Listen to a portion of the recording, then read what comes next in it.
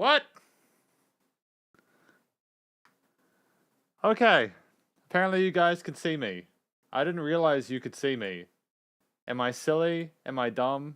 Apparently both of them. Both of them. Yeah. Sorry for keeping you guys waiting. We're here now. I'm going to find the top of the list and go from there. Here we go. Thanks, everyone.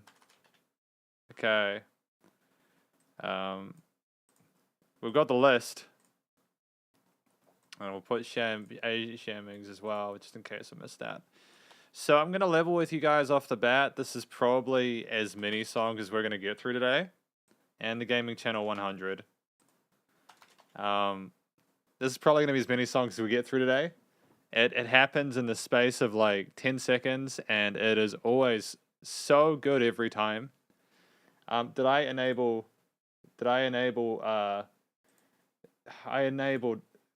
closed captions. I did enable closed captions, so it's not a complete mess. That's good. Yeah, thank you to everyone. Thank you for waiting.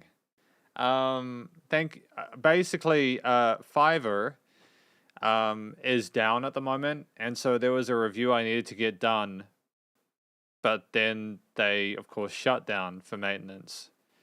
And yeah, so I needed a bit more time, but thank you for being patient. If we switch over to here, we're good to go. We're going to be going through your... Oh, hang on. There we go. That's a bit better.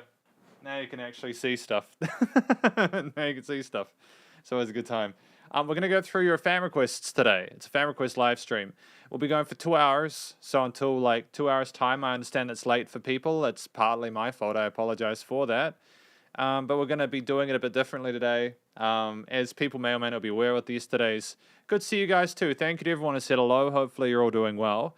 As people may have noticed from the Eason Chang album reviews today, I now have a listening time and a conclusion time button. When the listening time button is up, when the listening time button is on, I am not looking at chat. I'm focused on the music. This will be the same for fan requests, as I understand that people are sending me the songs for me to review professionally, and I am to do that. Okay? That is the thing.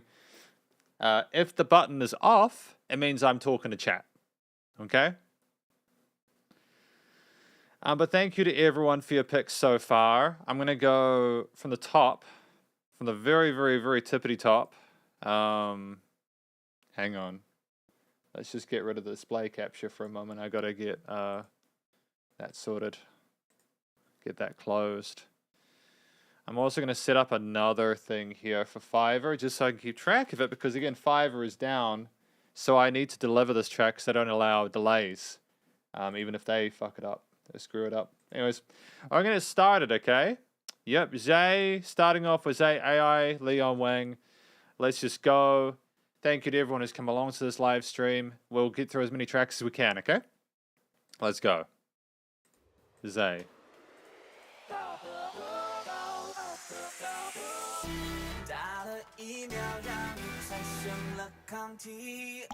Oh, hang on. There we go.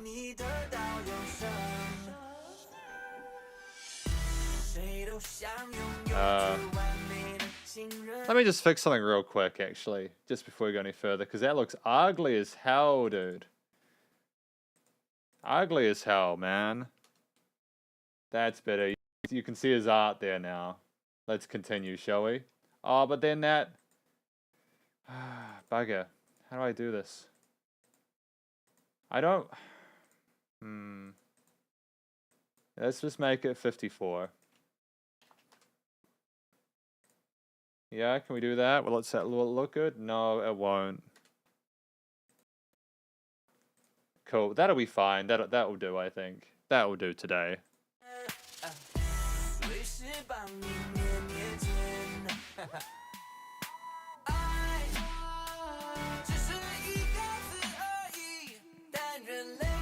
So this is 2017. So this is like later in the 2010s when we had less of the focus on less of the focus on the dubstep stuff, and we're sort of moving into an indie sort of trappish direction, but we've still got those synthetic elements within this track.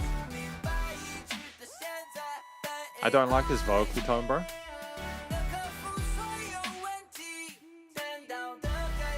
His vocals sound kind of sharp because of the production value on them.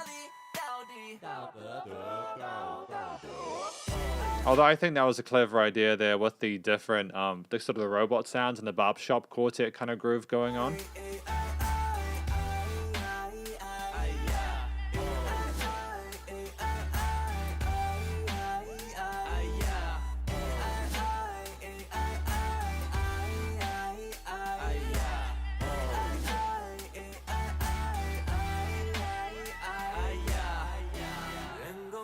I mean, like, the production value is, like, phenomenal otherwise. Like, aside from his vocal, like, the tone of his vocals in the mix, I enjoy the sound of it. It's crisp and it's very professional. The panning and stuff is interesting. The song kind of makes me feel like I'm going to a dentist office.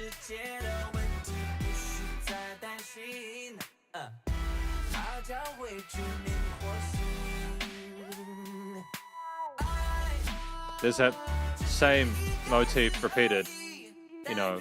Ba, ba, ba, ba. I would love for there to be more range with this musically. I mean, like, the focus is always on his vocals, and there's lots of cool stuff going on with the repeaters and the panning of it and everything like that, but otherwise it's just so boring, man. It's a shame, because when you put too much because he's a guitarist and stuff like that, right? He can play other instruments. I mean, like, I think there's a limit to how much you can get away with when you're just doing the synthetic EDM stuff.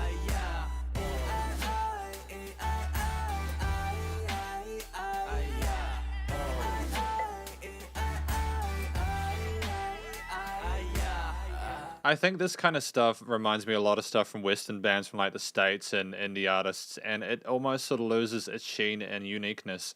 You're relying on the musician, the singer, being the focal point of it.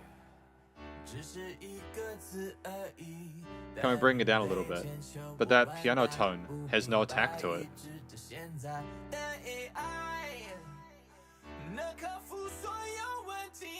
I mean, Lil Wayne was doing it better 10 years ago.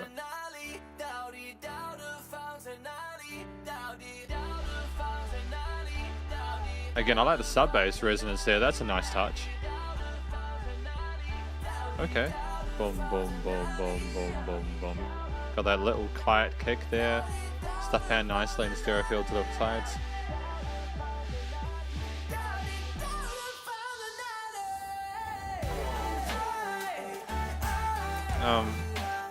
The song is very long to me, even though I know it hasn't been going for that much. Like, it's a shame. I hear this and I think, what else could they have done to this that would have been less lazy than just having one musical motif the entirety of the 3.5 minutes? I get that people have lesser attention spans nowadays, but that's even more of a reason, in my opinion, to have more range to the harmony of this.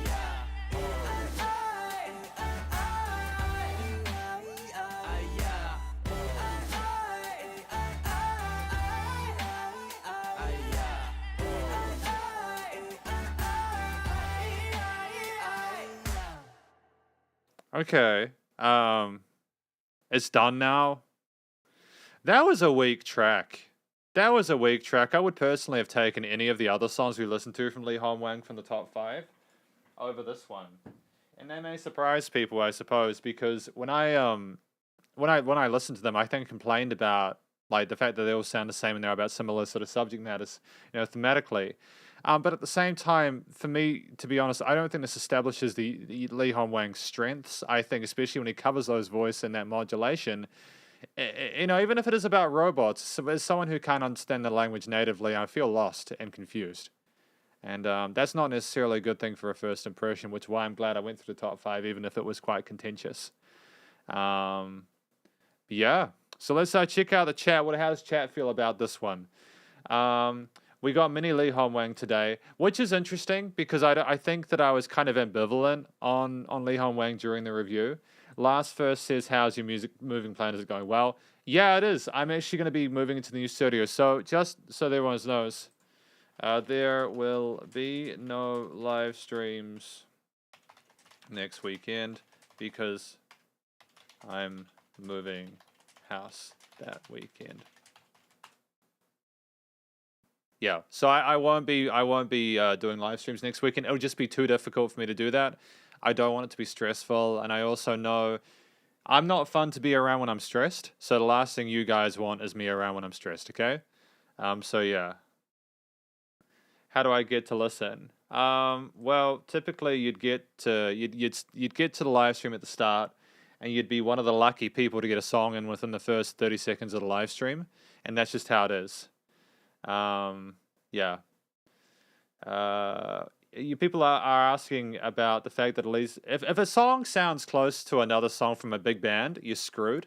There's no getting out of that, in my opinion. I think that was a shame. I'm sure that Leo and Wang could have maybe done a little bit of research, looked around a little bit, checked if there was any big songs around that date that were doing that. It could have just been coincidence, but also I can hear stuff from a lot of music around that point in time that this is, again, that the production isn't unique. It's stuff that was fashionable at that point. And it almost seems as if we're sort of struggling to really find an identity with this, which is sad because he did so earlier on. And I'm glad that RC's vibing with it. List is tight, yeah. This track is professionally weak and also loses public affections. Well, that's a shame. That's a shame, really. But I mean, someone of Leom's stature can do better than this. I'm sure he can. And how many songs is planning to review today? As many as we can, Shinyuda. As many as we can. As many as we can. I'm not sort of like sleeping on it today. I want to get lots of songs done. But thank you to Zay for their first track of the day. I appreciate the request nonetheless. What do we have next? Keikaku Soup says that. I don't know if this is a song request, though. Oh, is it? I don't know if it is. I don't think this is a request. Okay. Was a request? I just want to make sure, you know, because it would suck if that wasn't the case. But once we've got confirm on that, we'll either do this one. Cool, thank you. Thank you. Just checking, it's all good. It's good to see Keikaku in the chat anyways. Blue Dinner Box Sanctuary, Hikaru Utada. Let's go. Track number 2. Boom. Man, I've got a... Utada? Yeah? Is this it? I suppose it might be it. Okay.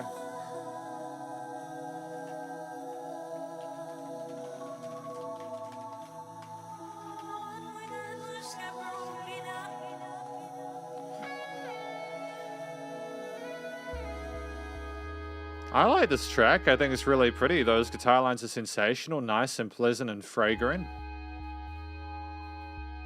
Nice resonance there with those notes. Nice tail into it.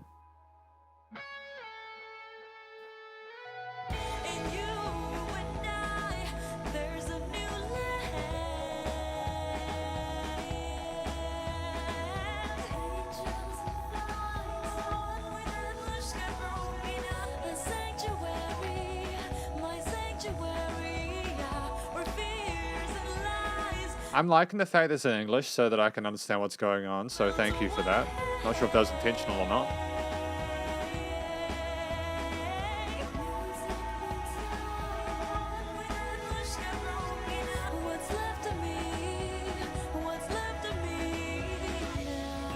It's very soft and shimmery. I love the reverb late and sort of like synths and the drums, how they're kind of very gentle, like tapping away. Oh, cute little pan synths here. What else are we gonna get? It makes me fascinated when I hear unique little elements like this. It was a weird way of building tension as well with those little plucks there.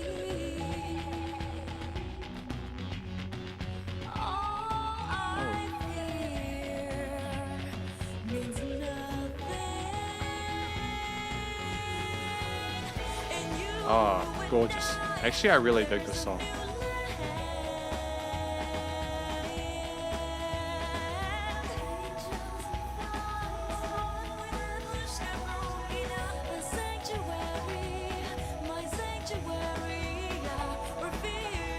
I would have liked a bit more punch with the drums, but I also understand they want a smoothness with those synths and the bass and everything like that and the vocal style. Like, you'd had it cut into the mix too much, it might have been a bit jarring. You got an overall legato feel to it.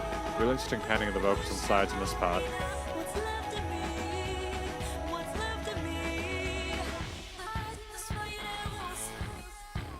Oh, that's a sexy synth line here. That's not a guitar, is it? Is that like a synth imitating a guitar? Or is that like a really fuzzy guitar tone? There's two of them at different octaves.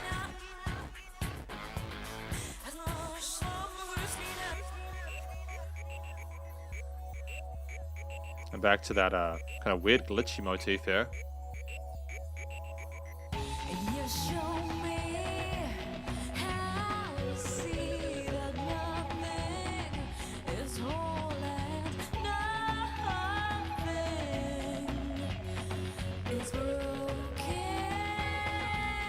Nothing is broken. I like how the guitar kind of sounds like it's crying at the end of that. I think it's really gorgeous.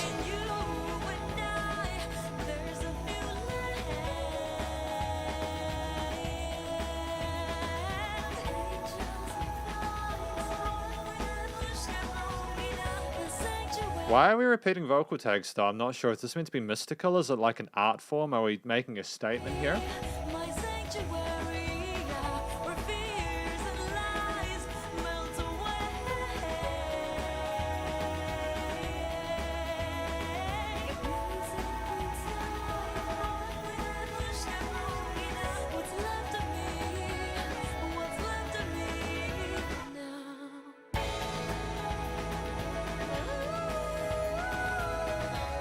Oh, great falsetto section. I mean, like great head voice section here. You know, it's a fairly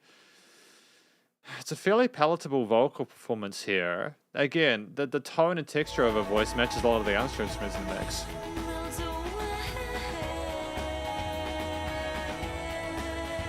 It's a surprisingly active bass line underneath there. That kind of sounds like it's dancing around a little bit alongside the drums and everything.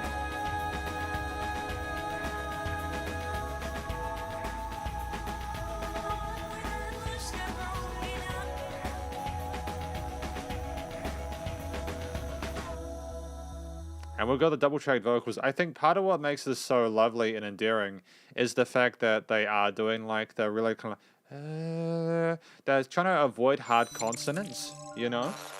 I have all the love in the world for that. I think that if you've got smooth synths and smooth sounding textures in the mix, you either got to commit to those hard or you go for whoa, you know, that kind of stuff. And I think that we made the right choice here.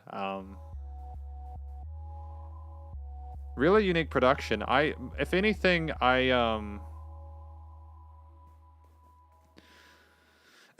like, I suppose because I'm doing the conclusion of this, I want to play it out until the end, right? Even though it's like, sounds like it's finished and we've got 10 seconds to go. I was just finished, I suppose. It kind of makes me wonder with this album that Utada has got here, whether we're trying to sort of make it more of a journey throughout or not. I don't mind either way. The big finish at the end kind of makes me wonder whether that was his Sanctuary opening. So, like, why have we got the opening at the end? Is the fact that you're going to the Sanctuary where we're meant to head for that? You know, is that the beginning of something else? Is that linking into another album or something like that? I don't know. Clearly competent vocal performance from a musician that I'm slowly becoming more and more sort of like familiar with, and I adore that. I think it's great. Lots of love on this album in general, actually, which is cool. Anything else I want to say about it before I move to the chat?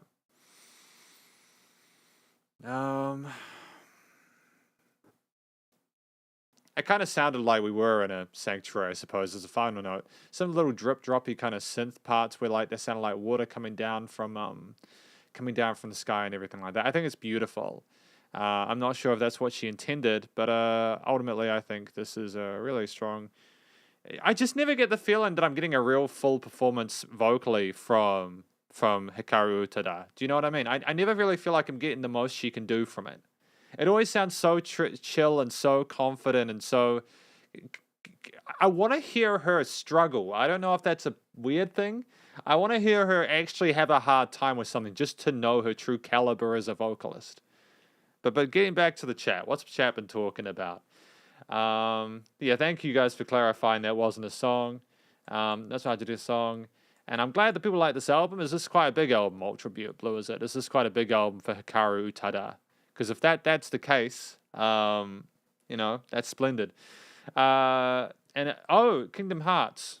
That's dope. I didn't realize it was for Kingdom Hearts. It's a bit, I don't know, man. Like, is this like appropriate for Kingdom Hearts? I guess I haven't played it, so I wouldn't know. Jimmy says there's like a train. Yeah, I can hear that. I can hear how it's like a train, eh?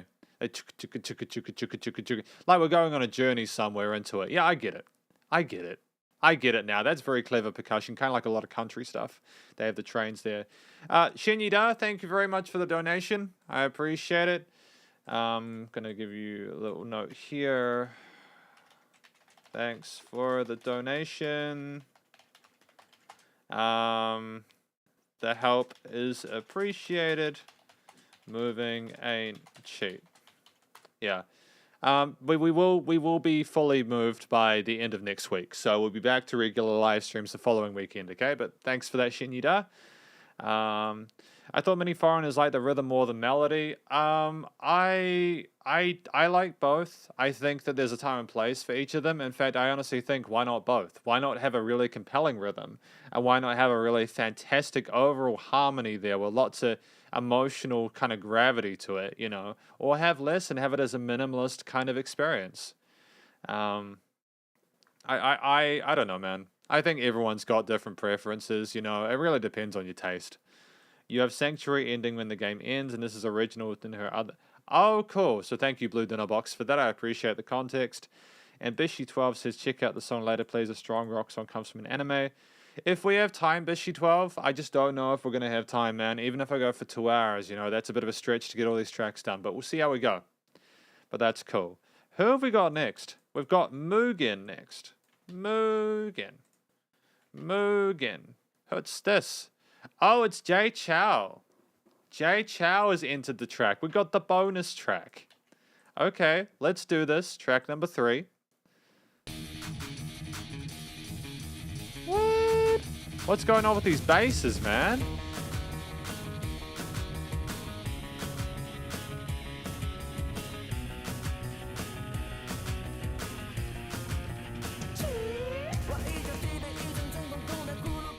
Why doesn't Jay do more of this stuff? This is so upbeat and passionate, and it sounds like he really cares.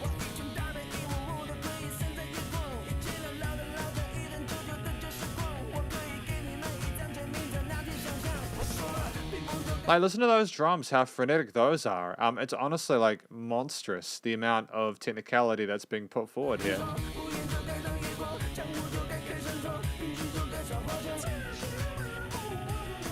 What is going on here? Why is there wee?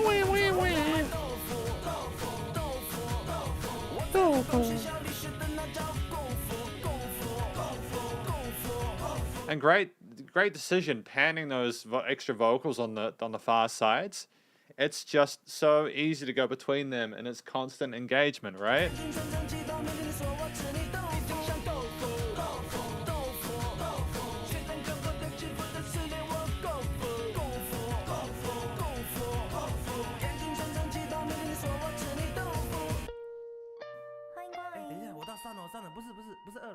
Oh, natural harmonics and actual air pause. That's unpredictable. And having that lower range there for that rapping, it's great, man. Great contrast to the first verse. And can you hear that? You know, all that stuff happening on the right side, man.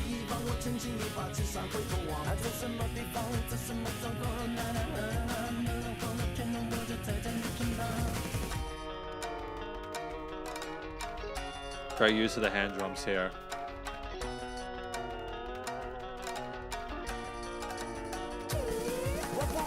What I like as well is that you have those little taps, right? Can you hear those little taps? I don't know if you can hear the actual, how do I say this?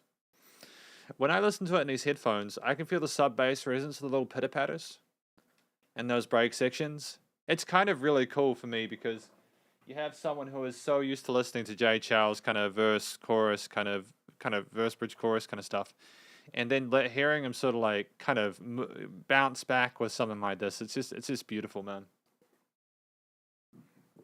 Those little quiet bits are kind of like an anti-chorus.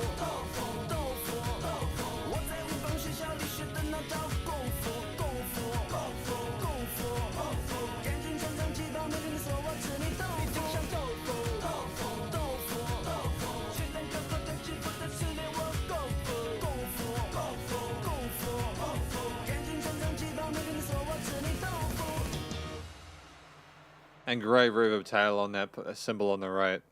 Short and sweet, 2 minutes. No complaints whatsoever. This is probably one of my favorite Jay Chou tracks just because of how short it is, how to the point, how just, oh, honestly, man. I think that if Jay Chou wrote more music like this, well, I'm sure there'd be issues with that, but he's not allowed to write stuff like this. But, yeah. It's exactly the kind of music that I think a lot of people will be able to appreciate nowadays, especially with people's limited attention spans. Yeah, I think that the trouble is that when you have a song like this, maybe it's dependent entirely on the context of it. But I can imagine this track would have been amazing live. Anyways, so yeah, what is oh, I suppose I was supposed to do a conclusion time button. I forgot to do the conclusion time button. My bad. I'm getting used to the button system. Yeah, that was my conclusion anyways. What's chat talking about? Thank you, Shinyuda. I trust that things will work out too. Apparently, yeah, this is an OST for movie Jay Chou shot called Kung Fu Dunk. Oh no, but I want to watch it if it's stupid. I like stupid comedy, man. I like films that don't take themselves too seriously. Like Kung Fury, for example. I like that movie. It's kind of dope, eh? We made this our morning alarm, and dorm room we would wake up with this 5... Yeah, that'd get you up in the morning, wouldn't it? That would definitely get you up in the morning, RG, right? And Jay says if Jay did more... Yeah, I know. One can dream, though, right? I love that she was his operators up, perfect for morning alarm. Yeah, absolutely, man. Absolutely, I feel that. Jay dipped out 2 days in the middle of shooting, flew back to Taiwan to make this demo, and got back in the set with us. Damn, dude, he flipped that in 2 days? My goodness. How did he manage to get everyone to do that, though? That would have been a lot. They wouldn't have been sleeping, man. Peaking opera-style vocal. Yeah, it seems like he was throwing everything into the kitchen sink and seeing what it could, but it worked out okay. Ballin says they invited many big-name actors from mainland Taiwan and Hong Kong for this movie. Then they got Jackie Wu to play someone who found Baby J from nowhere, but then given up immediately. Oh, that's interesting, man. Play someone who found Baby. Good song though. Good song. Thank you to Mugen for that. We got Paul7931 with Pero Lisa Jati. Oh, okay. Wow, this is a kind of spicy one, I suppose. What do you got us for it today, man?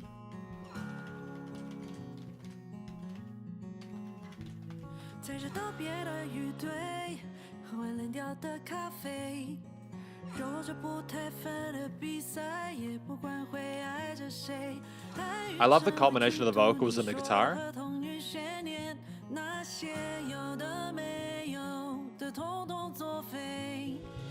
I love the fact that we've got the panning of like the low guitar and then like the arpeggiated guitar on the other side of the stereo field. I think that's really cool.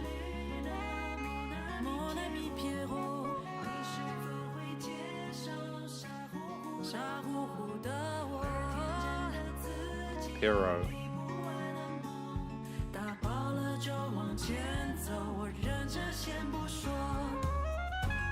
Oh, I love the sound of the woodwinds, man. Is that like an oboe or something like that, or a clarinet or something like that? It's so pretty and so elegant on top of the mix.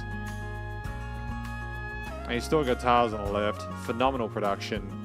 Great staging and stuff in the mix in the stereo field and the frequency spectrum.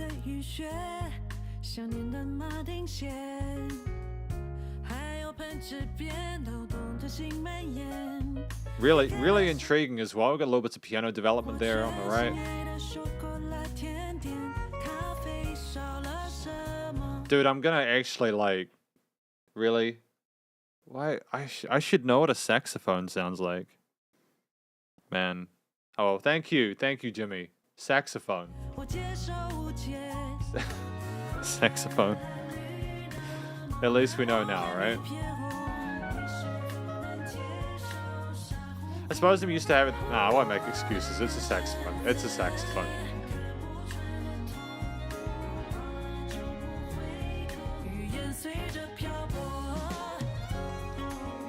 I like how the drums come in with a bit of an accent in that transition, but then they step back a little bit to allow the freshness of the strings and everything else.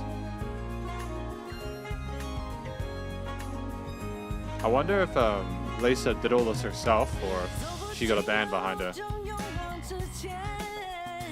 Ooh, that bass. Spicy slaps. Ooh, buddy. Yeah. Keep it up.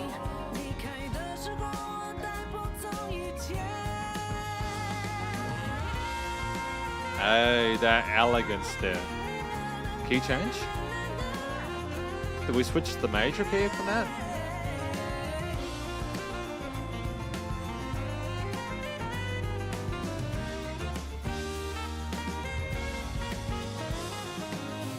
Those 16th notes on those shakers or whatever they're playing on the kit as well, it's just so so fun to listen to. It's got a charisma and a youthful vitality to it. It's such a great palate cleanser, you know. Such a great palate cleanser.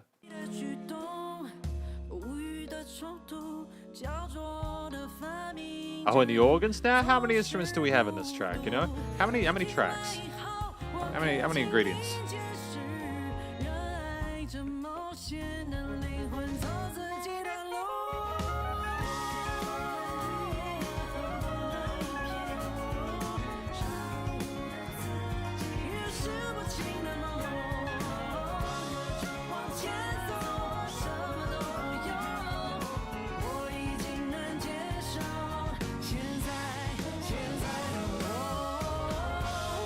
That break there, that little bit of unpredictability there in that groove.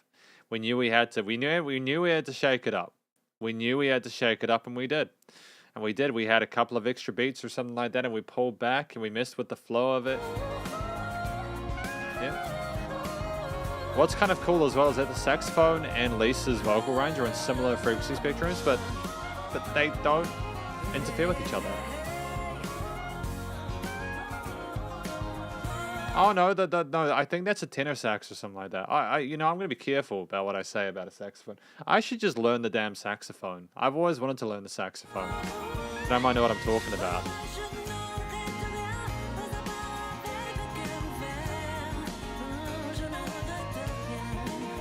Oh, major look there, great.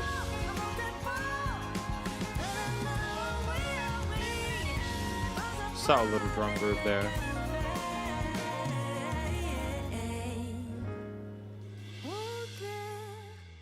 I'm gonna give that a like. There we go, I'm gonna give that a like.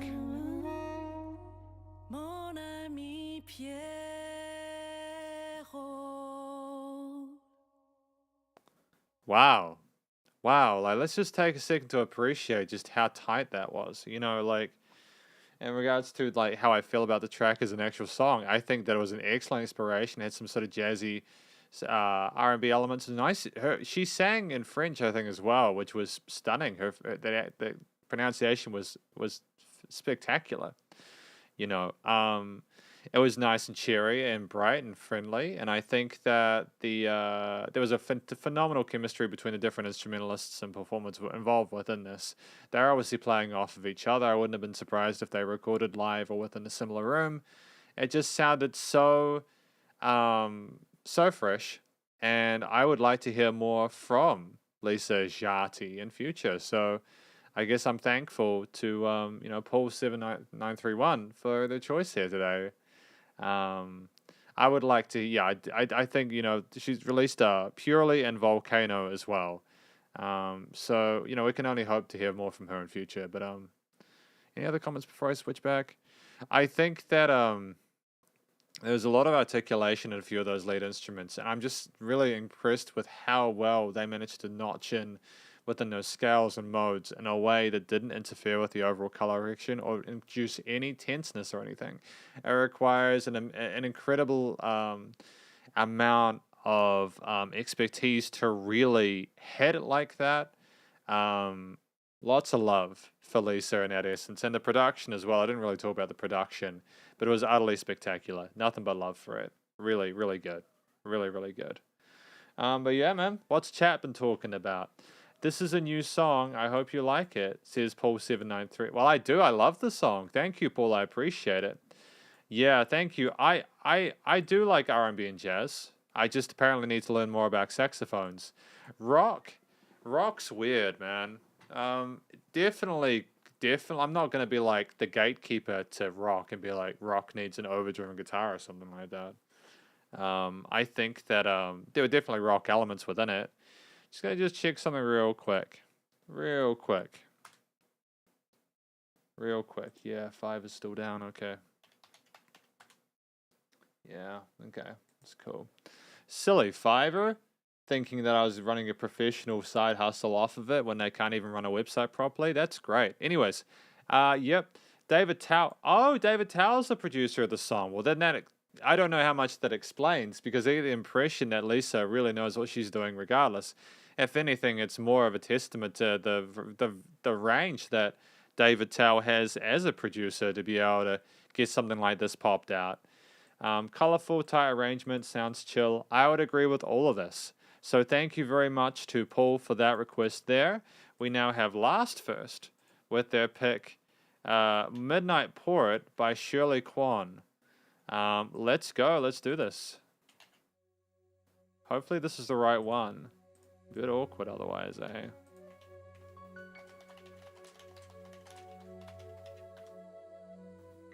Here we go. I'm hoping this is the right track, because if it's not, that's going to be really awkward. Really awkward.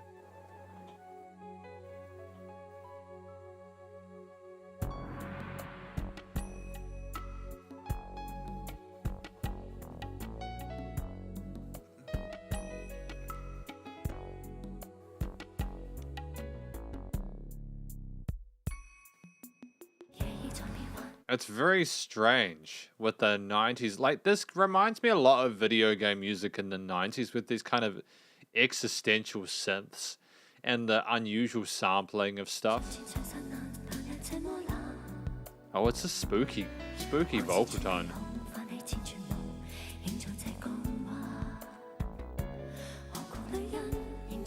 Like, is she a ghost or something? I mean, like, that's going to be super awkward if she's passed away. I don't mean it like that. I mean, like, as in, like, it's got a real ethereal, kind of spiritual, spooky feel to it with the reverb chains.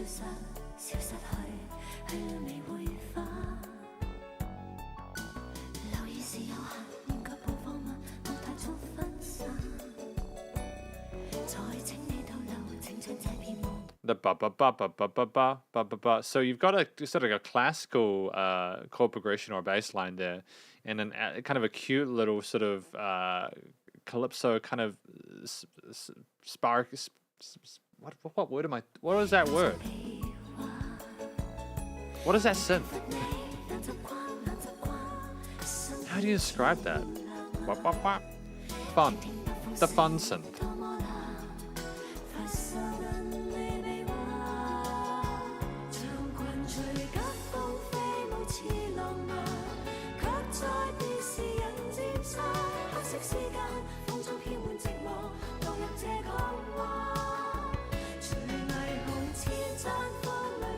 Great groove with the drums though in this chorus here, you know, like there's a lot of activity going on with the vocals, and I can assume you know, what's my cat doing? My cat's woken up. She could be walking around the place. She might be up to mischief.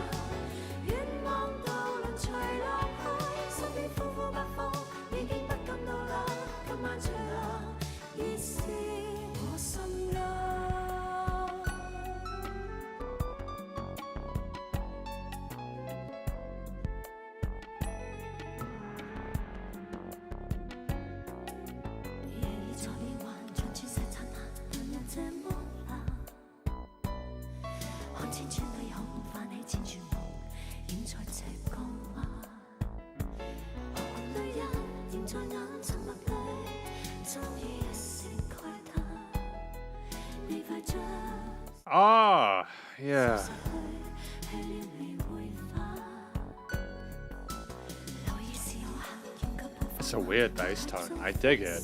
I'd love to know how they got that bass tone. Because that doesn't sound like a bass. That sounds like a synth bass or something.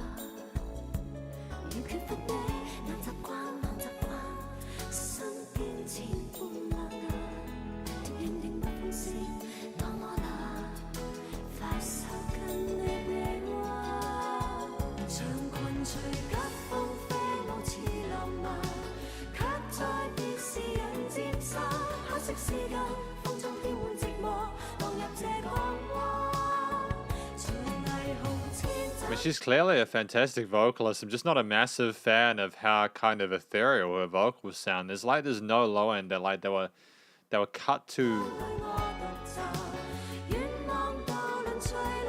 It's unsettling.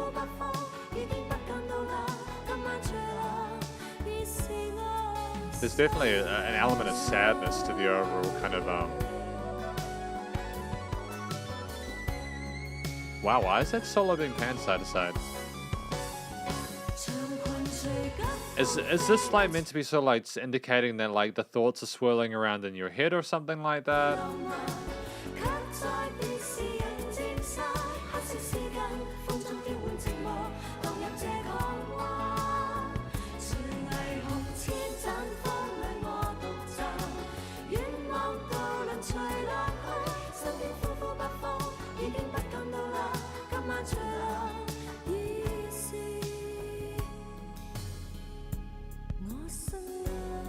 I can tell so much effort. I can tell so much effort has been put into the instrumental performance. Like you see articulation with those little cymbal hits and the fills on the drums, and you know, we were aware of what's appropriate. Like again, the complexity of that little synth kind of key solo that was going backwards and forwards in that interlude part was incredible. You know, we can clearly play our parts well.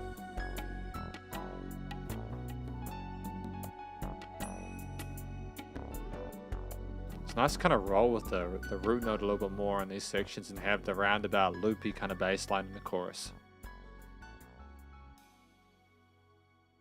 But yeah, man, like for real, good stuff, good stuff, good stuff from Shirley Quan.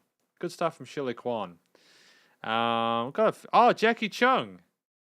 She did a collaboration with Jackie Chung. That was interesting. I've just noticed that. Oh, wild. Again, I don't feel like I can have too much of an educated opinion on like the lyrics of this, obviously because I'm not familiar with them, but like with the language. But at the same time, I hear this and I think, you know, what was well done about it? I think obviously a really competent vocal performance there. The way the verse sort of transferred, it wasn't necessarily like it was interesting. It wasn't necessarily unique with the progression, but I think part of the sort of like the wispiness of the vocal tone and compare, you know, when paired with the intensity of some of those solo parts, and you know, the length of it's 4.5 minutes, and to be fair, it didn't actually seem like it was dragging on or anything like that. It seemed like a really well structured track. Like there were no bits of filler in there. The production was very 90s. And overall, while I may not listen to this track again in my own time, I can appreciate the musicality of it and the effort put in by Shirley Quan and everyone else involved. So yeah. So what's chat been up to? This was a cover of a song with the same title, which was a cover of another Japanese song. A cover of a cover. We got like one of those Russian doll eggs, and you go pull one out. And then another one comes out. You know what I mean? And you're welcome, Last First. I mean, I enjoyed listening to tracks like this. I'm not going to pretend that it's my favorite bopper that I've ever heard in my life, but I can appreciate the effort put in by Shirley Quan and everyone else involved. Cantonese, not Mandarin. Okay, I'm not sure. I'm still not sure which is the difference between them, but I'm hoping it didn't offend anyone. And the original song was released in 1977 in Japan, so I got that old vibe. Yeah, man. I don't know if you guys are aware. I mean, you guys are obviously aware of this because you can probably do math. But 1977 was 45 years ago. And if you just take a look back at music then and you compare it to now, hasn't so much changed for better or worse, right? It hasn't so much changed for music for better or worse. You know, I have people who are like my generation who are like, music was better before we had like the sad boy trap and like overproduced gent bands and Instagram guitarists and stuff. And it's like, stop. You sound like your parents. Anyways, thank you very much to Last First for that request. We got Chow Danny now with the next track. What is this one called? Andreas is meta cover. Yeah, absolutely meta cover. I feel you, Andreas. I'm surprised we haven't had Andreas's one yet. Usually Andreas is like the first or second in, but that's okay. Chow Danny. Do as infinity. Let's go.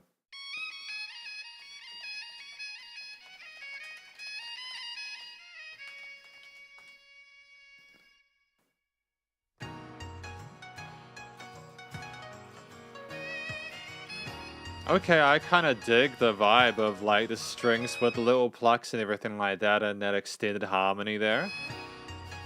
It's so fresh sounding.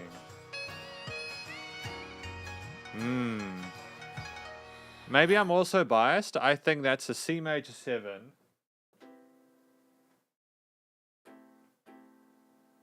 No, it's not.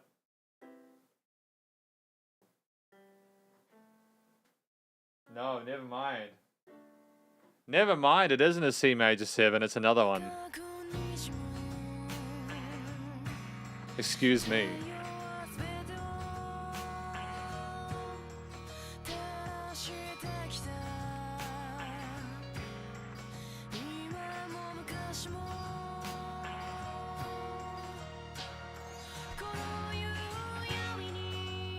It's a very naked vocal performance. I don't know why I was expecting there to be more reverb or something coating it, but at the same time, I've got a lot of love for the fact that we aren't trying to overdo the vocal production.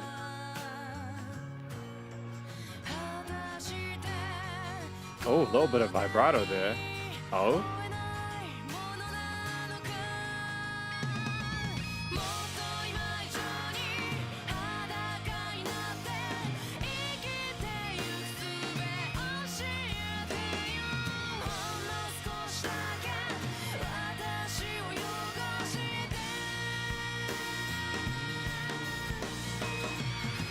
I'm not gonna lie to you, I think this song legit slaps, man. For something that was released in 2002, it mirrors a lot of the late 2000s like alt rock kind of stuff going on in the Western stuff. It's gorgeous. I love the tone of those guitars with the compression on those drums is really sweet. And her voice has got a little bit of grittiness to it as well, which makes it stand out amongst it, I think. For instance, if you had Shirley Quan sing this, just it wouldn't have.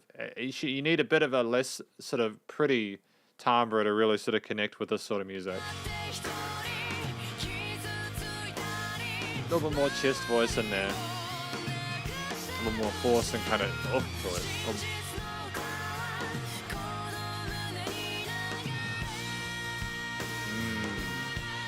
Let it flutter, man. And there's a little bit of distortion in there somewhere as well. I don't know if there's like a guitar or if that was just a bit of white noise, just to add a little bit of angst to it and a bit more kind of power to it. And going back to the plucks as well.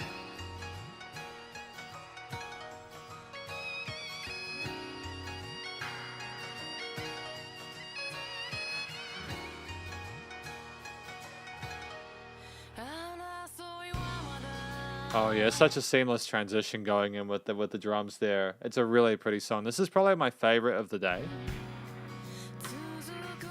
Like I would legitimately listen to this outside of reviews.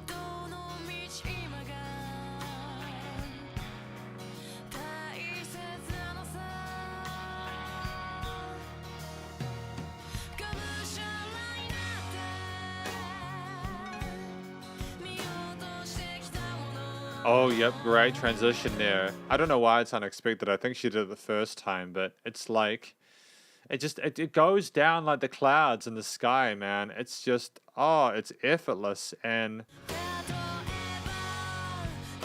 oh, it's bombastic.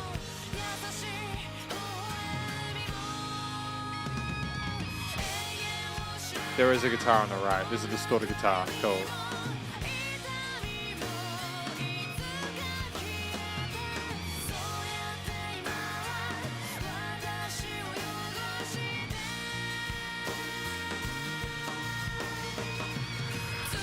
What I like about that particular part of that hook there is that she has Da da. Yeah, she hits that note there, and then the strings like the suona or something like that.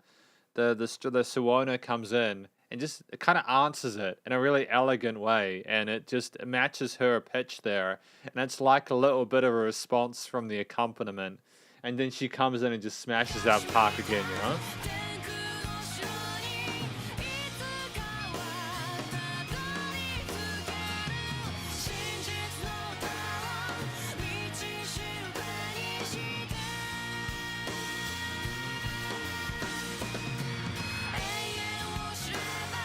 And the bass, the development in the bass guitar, dude.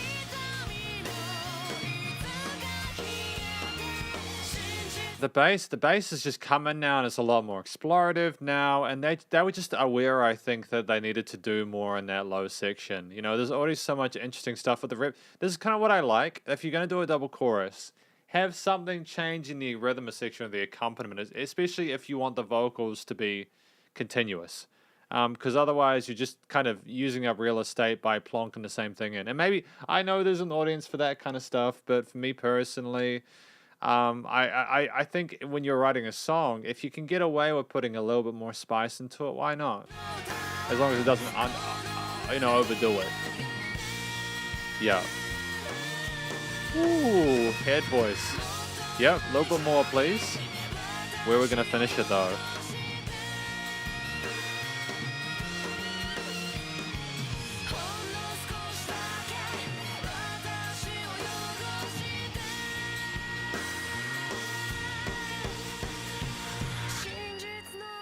Oh, that was exactly what we needed there, baby. Yeah. Finishing on a minor chord? What a ballsy move there. Finishing on a minor chord there. Finishing on a minor, dude. Wow. Wow. Wow, wow, wow, wow, wow, wow, wow, wow, wow. That was a spectacular track there, man. I enjoyed that partly because I think the vocal performance was just incredible. I think that whatever the lady's name is, she's a sensational singer. You know, she commanded the attention of me as a listener personally. I would love to hear more work from her. It's a shame she hasn't gotten as much. I think this track was released in 2002, right? So I think this is 20 years ago now. But I could personally listen to this track like now, just the same as back then.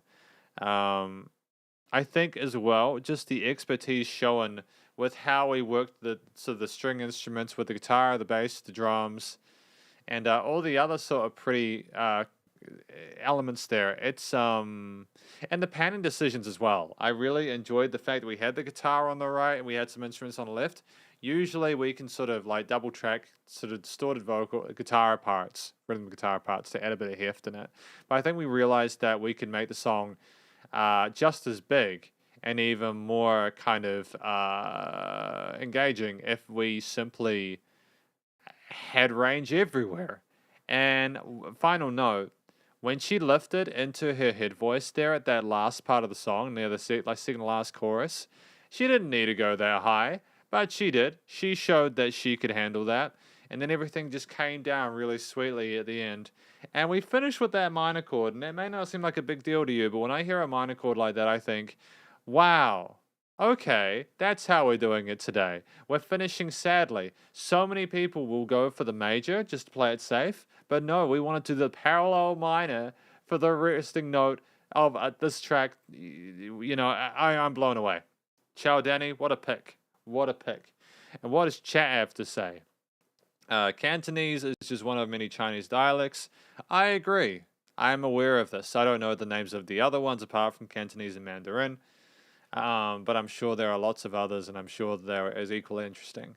Why do I hear Suona? People are confused by the Suona sound. I think that, you know, just because there's like a Suona that comes from a part of a world, you know, just because it comes from one part of the world doesn't mean that you can't bring instruments in for the sake of it. Like, for instance, I live in New Zealand, and I wouldn't mind having a Suona. I would like to play a Suona. I would like to learn it. I'm currently learning the violin. It sucks. Violin is hard, but it's you know, like I think it's like the gateway drug, right? If you can play a violin, you can play lots of other instruments because violin is insanely difficult. So yeah, no, I'm glad they inserted that if that was the case, the Suona. I think it was a great choice stylistically, and I don't think that a violin or any other sort of like traditional string instrument, as a little more commonplace, would have had the same kind of spice to it. I think it was a great decision there from an arrangement performance perspective. Thank you to Chow Danny for letting me know from Inuyasha. I am debating whether I start watching anime again once I move. Do you guys think that Inuyasha is worth checking out? If so, how many? Does it finish? Is it still going? Are they on hiatus? Because I'm not doing a Hunter v Hunter thing again where you start Hunter v Hunter and then eventually you get to a point where it just stops. And Andreas says, I'm a bit late to submit today, but my track just translated is just in time for the end roll, so fingers crossed. We'll see, man. We'll see how we go, Andreas. But I've enjoyed the requests so far. Thank you to everyone who submitted them. I'm hoping we're getting through these at a somewhat more reasonable pace than in the past. We've got, yeah, Ho Tea Time from you. Oh, no. I love this. I'm going to be honest. At this point, I think I'm becoming biased towards this act simply because there's not been a single weak track from them at all.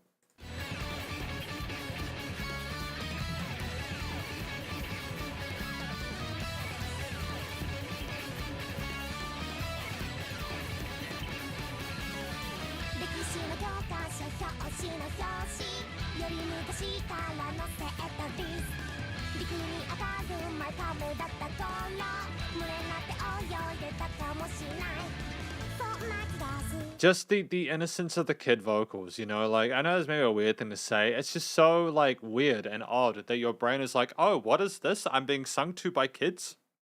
And there's like jazzy kind of rock stuff going on. Where are we going with this? How does this work? What is going to happen next? Okay, that build. Yep. Okay. Great choice.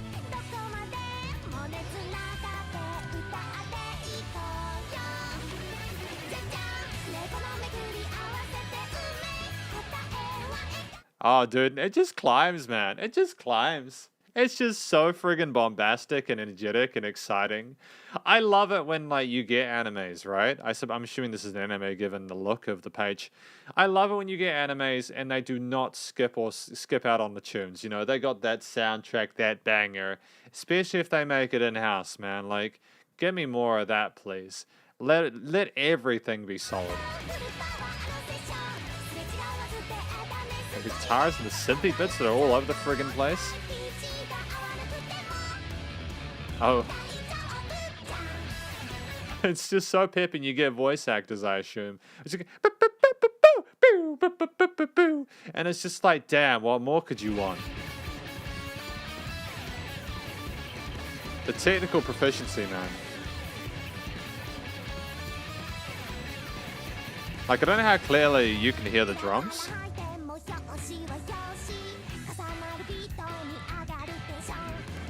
And that bass line as well. There's there's all these subtle elements. Like obviously it's vocal focused, but they are not sleeping on the accompaniment.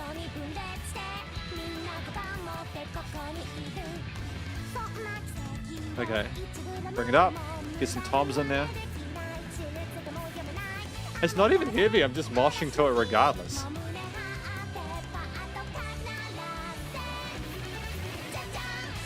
Just have harmonized guitars there as well.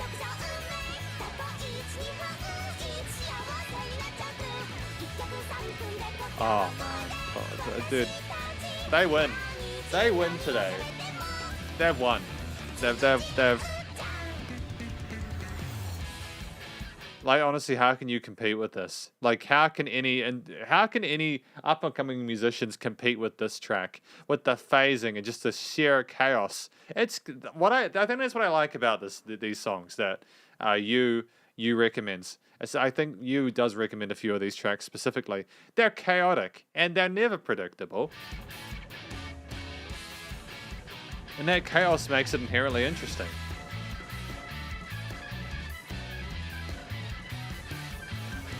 Organ solo.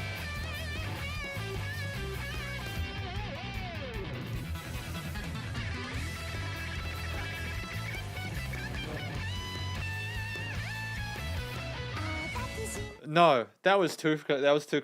That was too clean. That transition back there. It's an absolute tease, man. This entire song is teasing me. It's like, have a bit more of this. Oh no, I take it away. A bit more of this. I take it away. I give it back. And it never stops being high level, just friggin' insane.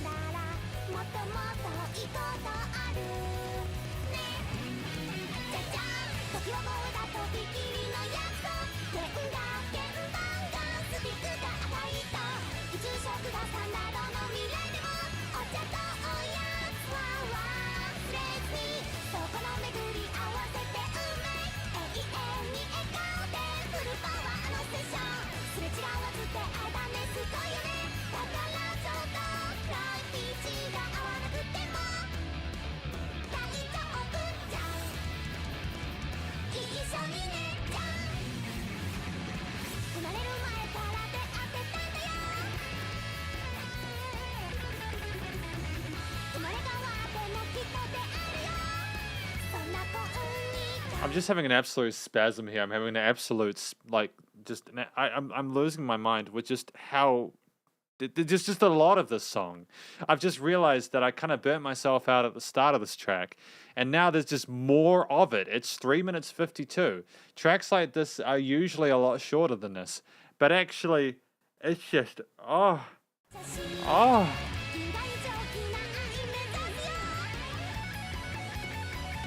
The variation between the guitars and the organs and the...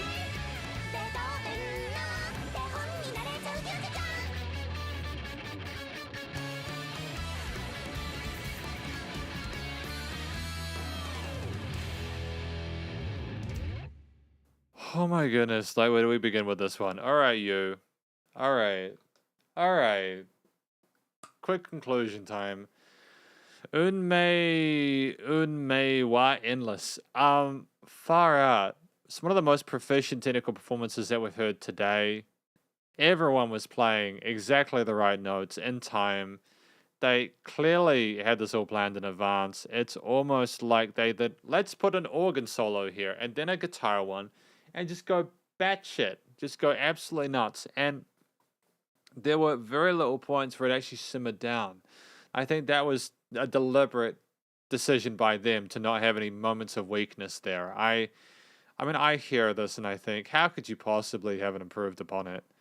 I don't think there's anything you could have changed. It's just that little girl singing into it. Like, don't get me, it's very weird to be listening to a track that has little girls singing in it.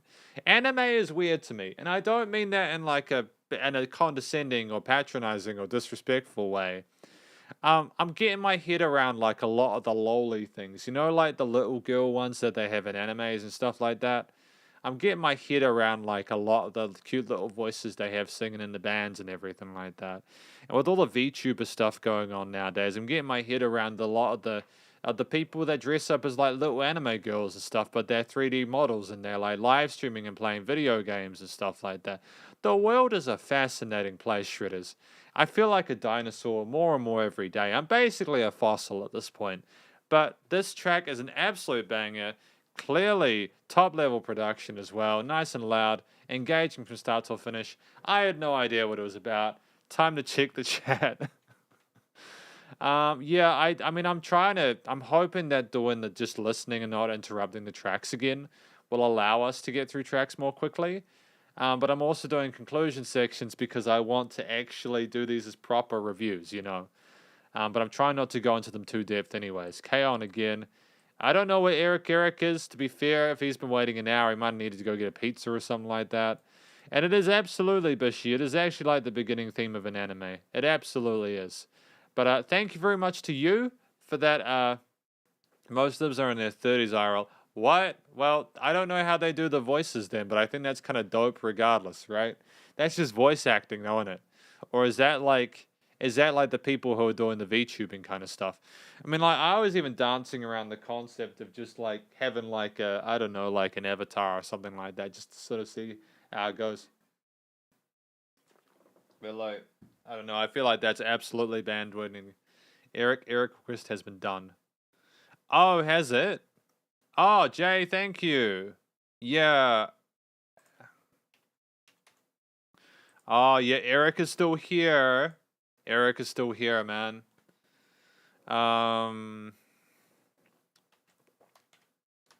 Can you please choose a different song as we've reviewed that one before? Yeah.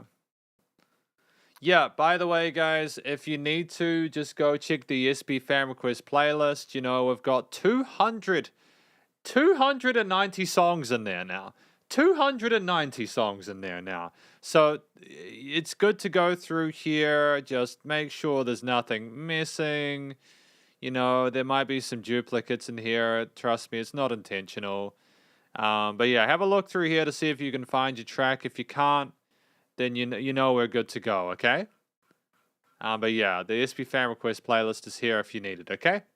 But yeah, basically that's it. We'll give Eric some time to. We got Asian Shen Mings anyways, dropping by, and VAs can make voices up. That's good. I'm glad they can because they probably get paid for it to do so. But yeah, we got thank you for that suggestion. I enjoyed my time for it. Sup, Luke fan, how you doing? Having a good day? Hopefully you're doing well. Panning slightly weird to me. I don't think I'm panned weirdly. I'll just check. Properties. Advanced audio properties. Nope. Nope, it's exactly in the center of stereo field. In fact, I've got it in my... So, yeah, I'm not sure why it's panned. Oh, good now, thanks. That's cool. I did nothing to fix it, by the way. I have no idea why it's different, but I'm happy for you, dude. But yeah, we've got Asian Mings with this track here. Wang. Oh, crazy. 2 for 2, man.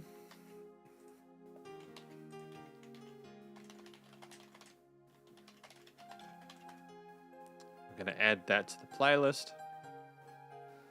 So this is his older stuff, isn't it? 1996.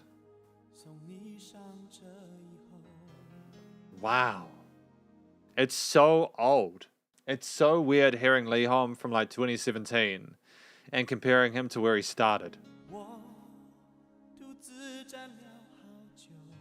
This is way better.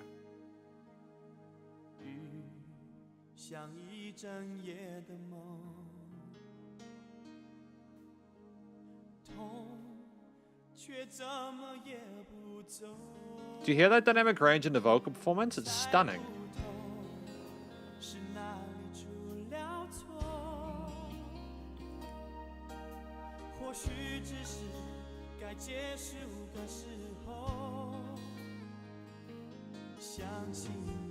Oh, hang on, I've got to put the listening time here. So you guys know I'm listening to it.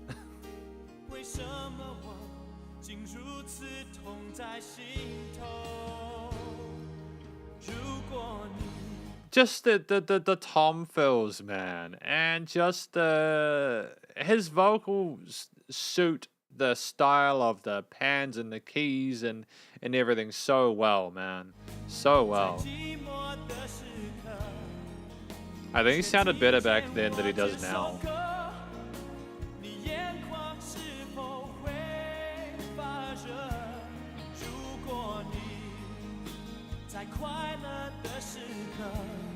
And like, do you hear the little bits of guitar in there as well? You know, just a little bits of articulation and sparkle.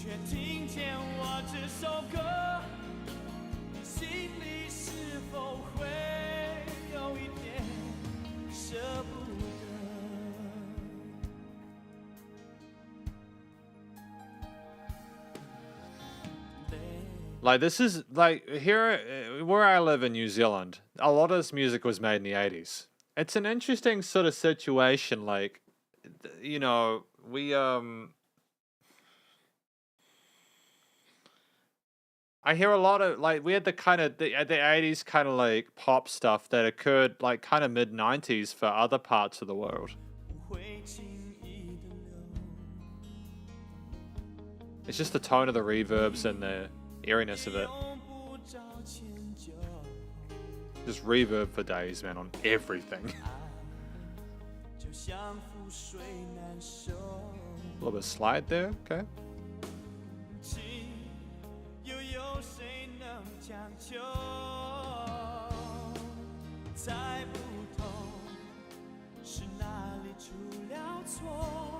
Great use of head voice there.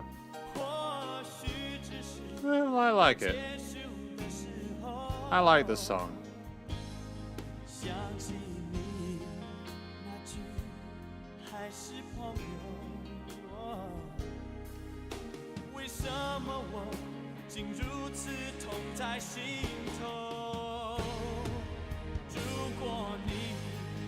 I mean, I'm not going to pretend that the production is as polished as it is nowadays, but like in actuality, I think it sounds better because of that. It sounds like he's actually recorded this.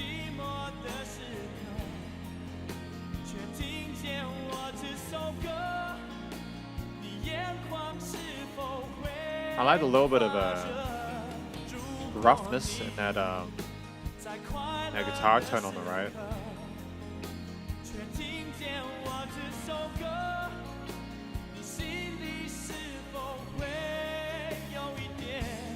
The thing that'll basically dictate or determine whether I continue to like this is what he does in this next part. Because as far as I'm concerned at this point, and this is something that you may not be aware of, but you probably are if you've watched any of my reviews, I am gonna be absolutely abyssally disappointed if he just copies and pastes this. This is a perfect opportunity for a twist in the tale, for a bit of extra kind of information here, maybe an unexpected, you know, just something different that leads back into the chorus nicely.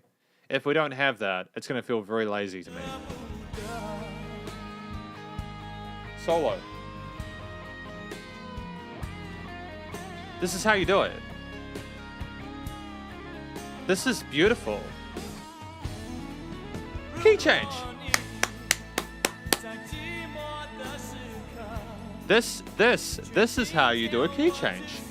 That's how you do a key change. You bring in a new lead element, something new, capture the listener's attention, and then boost upwards and bring everything up with you. It's like it's like a cliched thing, but at the same time, it's what you do. It's one way of doing that. Having no additional thing to kind of introduce a change is boring.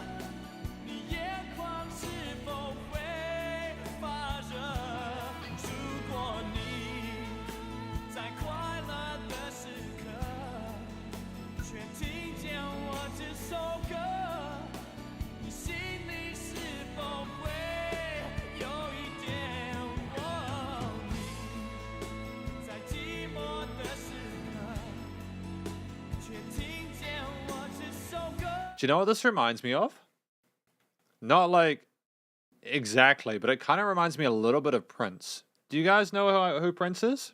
It's okay if you don't. Prince, like November Rain and stuff like that. Like not the singing, not the vocals or anything like that, but it's more like the tone of the instruments and the guitars and the drums and everything like that, and the synths. It reminds me of the music around the time that Purple Rain came out.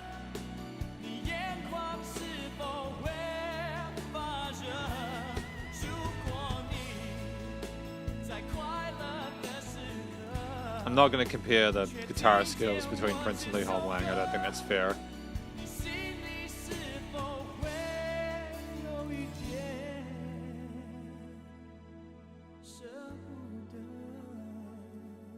Yeah, nice little legato finish there from Wang.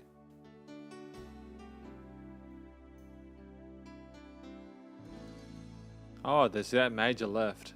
Okay, alright. That little bit of resolution. Yeah, okay. Alright, so conclusion time real quick. Basically, I think that this is I think this is the best song from Wang I've heard. I think that maybe later on he became a little bit too sort of self-aware and was maybe wanting to sort of cater to a crowd that became more familiar with his earlier stuff or trying to find new fans. I'm not necessarily sure if that benefited him. The development along the way of this ballad format was done absolutely incredibly well. You know, when I listen to this, I think, okay, what could we improve or change? And I think nothing. It's absolutely spectacular. It's exactly what we need from this format, and Wang delivered. It's just a shame that I don't feel that same sense of I feel more ambivalent now. But I can understand why people have said to me Wang has other better stuff. I completely understand that. But yeah, very 90s production though, especially with all that reverb though. Let's have a look at the chat. What have people been talking about? Oh, lots. Martin and Luke are saying this is very 90s. Xian Ming says Liam started to try composing more tracks from this album. He wrote half of the tracks. I genuinely think that Leon Wang does better when he writes his own stuff. I think that this was a smash hit, man. I mean, to be fair, granted, nowadays it may not go as well because a lot of people like ballads still, but like there's lots of other music coming out as well. But and it's good that he's experimenting. That's totally fine. He's also 46, which is, you know, not like old nowadays with the medical advancements we had, but in terms of a music career, that is getting kind of old, you know. His mid to high ranges, yeah. I mean, most of those notes were handled pretty well. I think part of what like I respect and appreciate is that often he sounded like a little bit naked, like he was doing his best to hit those notes. I like the fact that he created the pitch. Maybe there's a little bit of work with some of the higher parts, but he managed to nail it regardless. Yeah, I'm not gonna. That's why I'm not comparing these two, man. I'm not comparing the Jay Chou and Leon Wang because they're different people and they do different things. Yeah, it's good that people have like different opinions and different thoughts on stuff. I like the fact that we're varied like that. The first is always the best. That's a oh shit.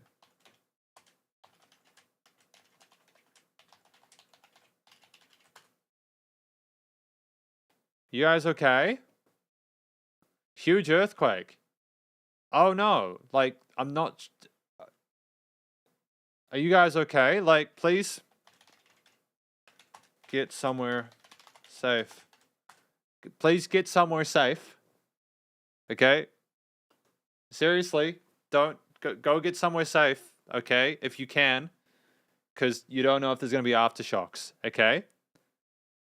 If you're watching from Taiwan, like, please go get safe. Go. Like, I mean, I'm not going to give you advice because I don't know what situation you're in. I got told to stand under door frames, not to go out of the buildings, because we had quakes in New Zealand, but shit. Wow, okay. Please go get somewhere safe now. Don't watch me. Go find your family, okay? Go talk to people, okay? Oof. Shit, I don't know what the infrastructure is like over there, like whether you guys get those, whether you get like, I don't know if you guys have buildings that are like super used to earthquakes or anything like that. I know in some parts of the world they get a lot of earthquakes. You guys,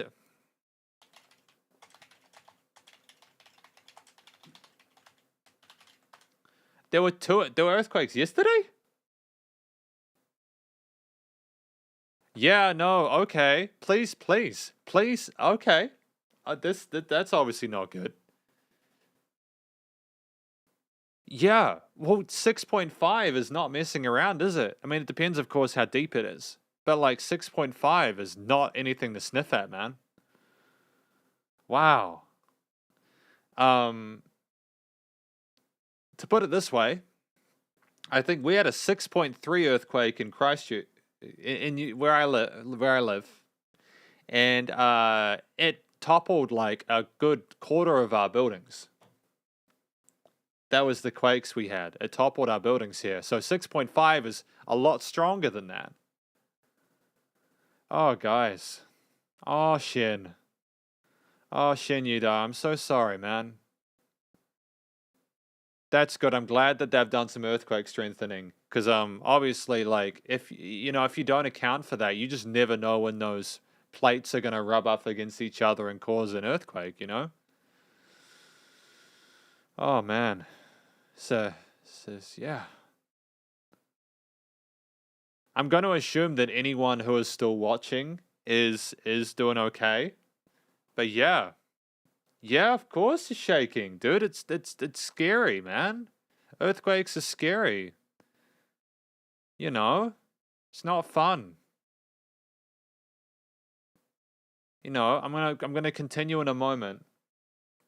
Just because I have other people from other parts of the world watching, but please, if you're watching this and you've just been through the earthquake, please prioritize your safety and find somewhere safe and contact your family, okay? All right? Earthquakes ain't messing around, man. Earthquakes ain't messing around. Yeah, no, yeah. Okay. I'm gonna assume. Oh goodness, I'm worried for you guys, man. I'm getting all friggin' emotional and stuff over here, man. It's spooky stuff.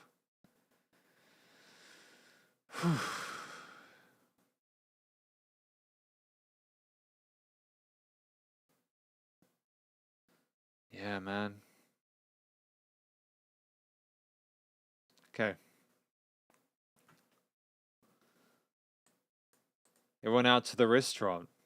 Yeah, that's the rough thing. Like, because you know, we will continue in a moment. I swear, but I knew a guy. I guess you're okay. Yeah. Yeah, I mean, if you guys have internet and everything like that, I'm assuming the infrastructure is meant to be able to withstand it. You know, like if you've got no power, obviously that means stuff's gone really down. You know, really down. But yeah, it's tricky, man. My understanding of earthquakes is when people run out of buildings, that's when the stuff gets real bad. You know, like, you know, it's like the you know what I'm talking about. Please stay safe, okay? You know, get your animals, give your animals a hug. You know, give them a cuddle. I'm being serious. You know. Yeah. But yeah, Eric, we're gonna continue, okay? I don't think I heard back from Eric. To be fair, I'm not sure where Eric is. I can't see Eric here. I'm being very, very careful to find Eric in case Eric has given me a pick because I don't want to miss them. Yeah, tsunami warning. Yeah, hey. Yeah. Tsunami warnings. Please do also check out for that because tsunamis obviously aren't fun. Yeah, okay. So I haven't heard back from Eric, so we're probably just going to assume we're going on to the next pick here.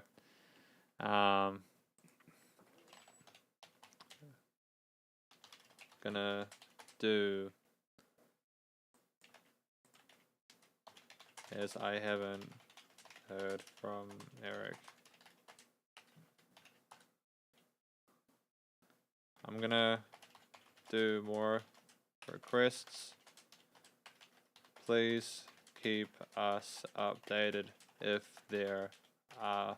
more stuff happens.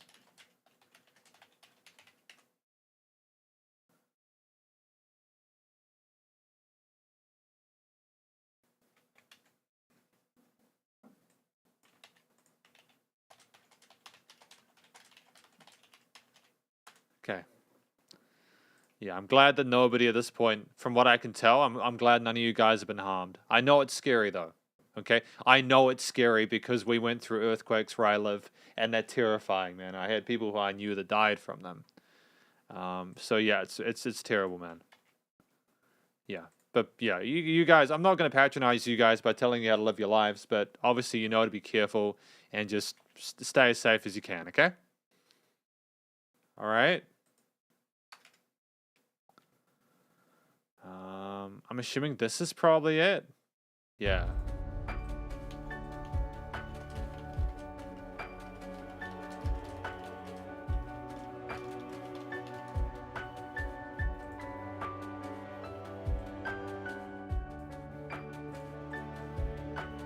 Please let me know, by the way, if this isn't the correct track, because I'm not sure. It didn't give me a definite kind of choice.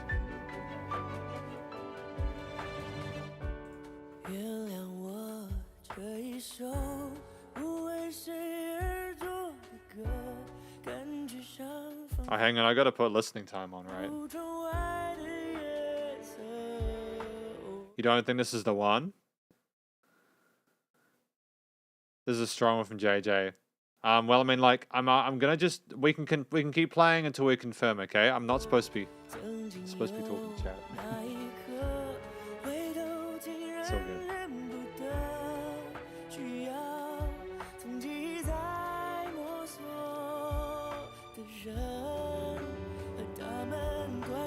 Yeah, like either it's this one or it's not on Spotify, because when I searched for Twilight by JJ Lin, I couldn't find it.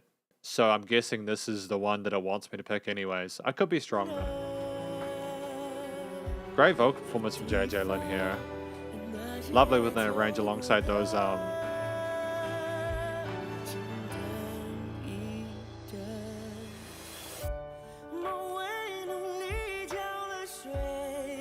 yeah, like he's really comfortable within his vocal range here. Phenomenal technique and nice reverb change alongside the pianos and everything like that.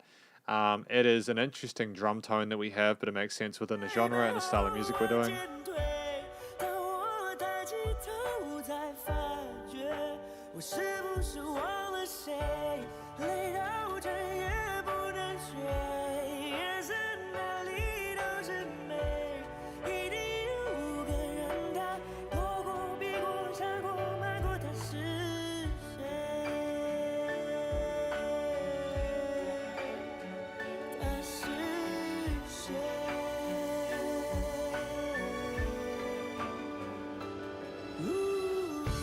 Yeah, I love the fact that we're building up and rising up from this.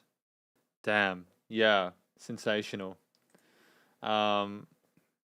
Legitimately, I think that we've got someone here who really is comfortable within her range, but also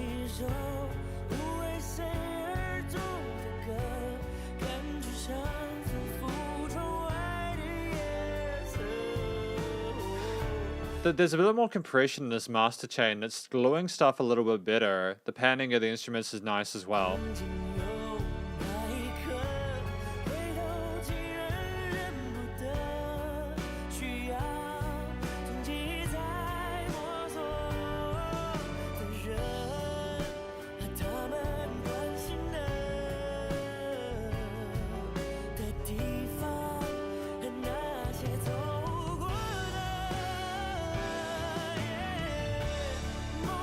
Beautiful. Excellent performance there from JJ Lin as well. Like that little legato passage alongside the cascading strings and the really interesting motif with the progression and also the melodies on the right side.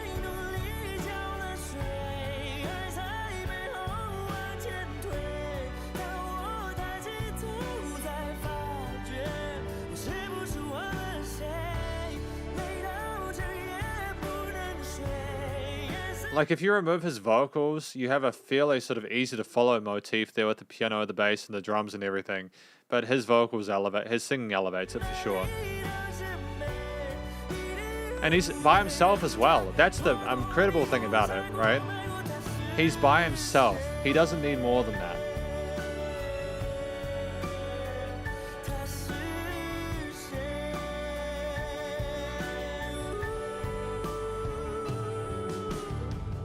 And that falsetto there, just to kind of follow us out, was it was pristine. It was absolutely pristine. Honestly, like you know, literally, I think a lot of the power with this track would be involved with the actual story, like knowing what he's actually talking about.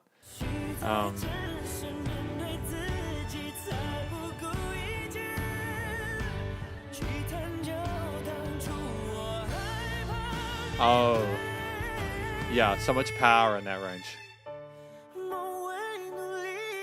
Back to that motif. Cool.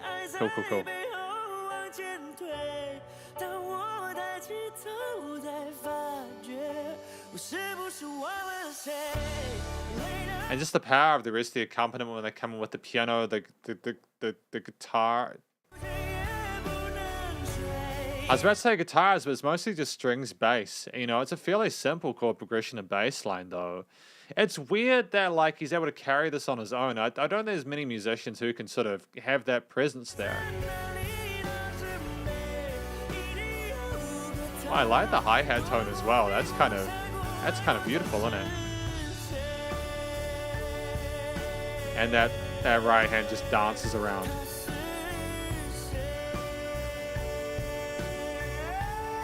Ah, bring it up. There we go. And we've got that cute little elegant melody on the right side.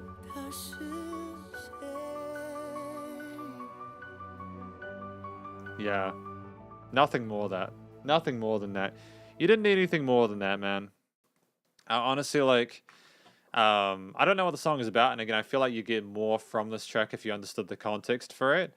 But that said, overall, JJ Lin with this track here, Twilight, yeah, he didn't need help from any other solo instruments. It was all him. He held the stage, and I can imagine with his vocal technique, both at his head and his chest voice, his elegance in the way he voices himself among the rest of it. It's yeah. I think that he's making room for himself in the overall arrangement by having less going on harmonically, but it just works. Before I talk to chat, I'm just gonna do something very quickly, because I'm in a bit of trouble. Just gotta do something really quick.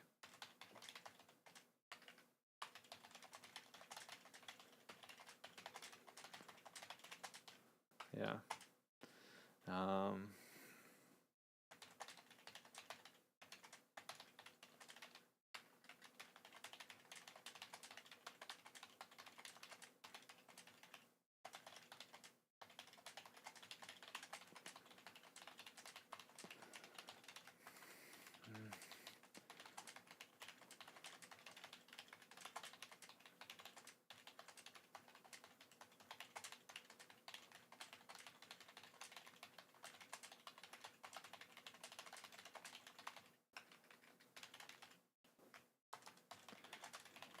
Nearly there, guys.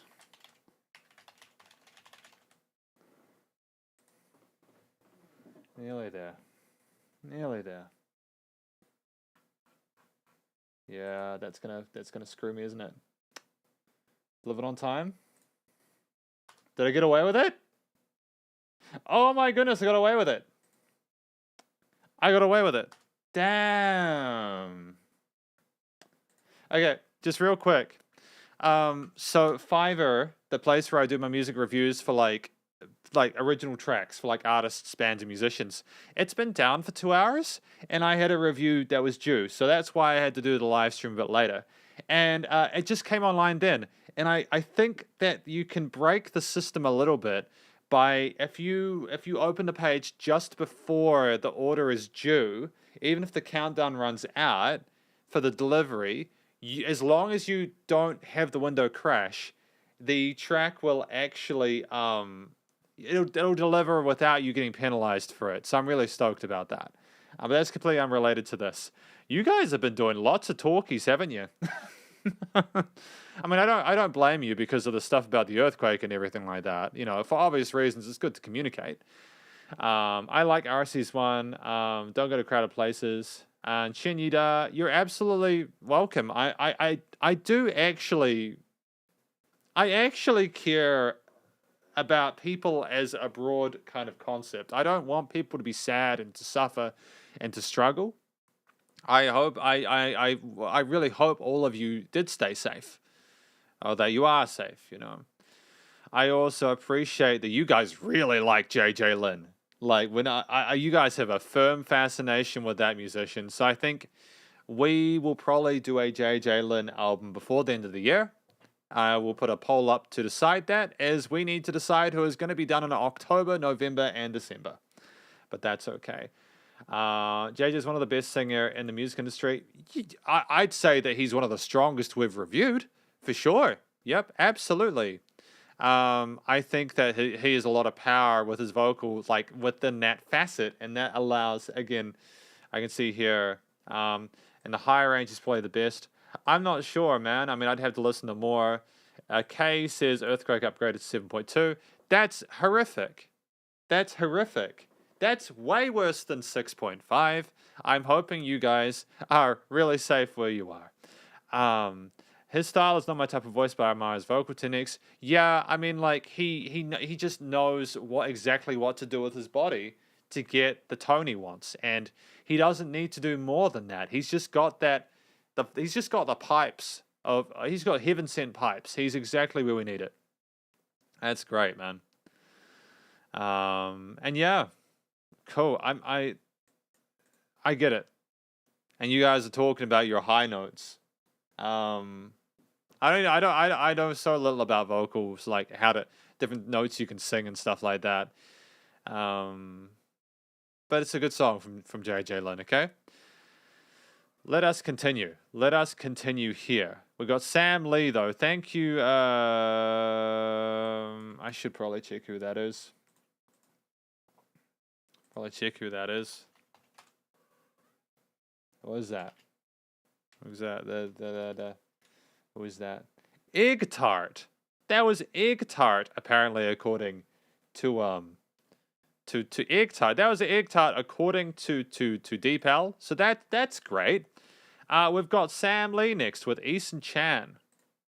What is this? Oh, Eason Chan. Come on, buddy. There we go. Not all of it though. Just the Eason Chan part. There we go. Oh wow, what is this though? What have we got ourselves into?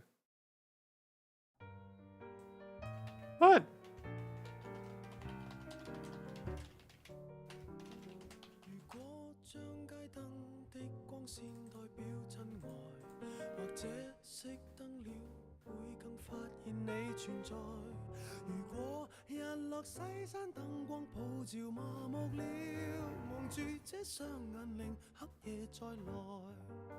It's weird hearing him like nearly a decade after the album that we reviewed yesterday. You can tell his voice has matured a little bit more. It's an interesting piano melody that we've got here. It's kind of, it's like we're anticipating something. Great dynamic range there. Excellent use of extended harmonies.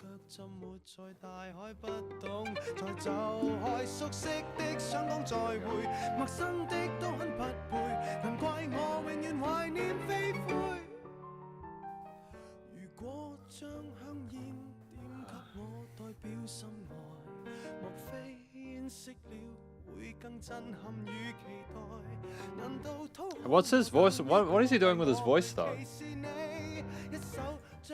He's got you know, I don't mind it. It's just it's different to what we've had previously. I think he's becoming a little bit more experimental with his approach to the voicing of these lines, and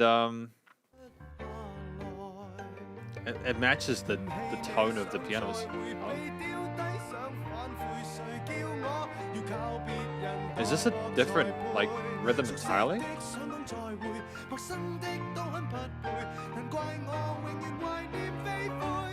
He loves his triplets, man. 90% of Eason Chan is triplets.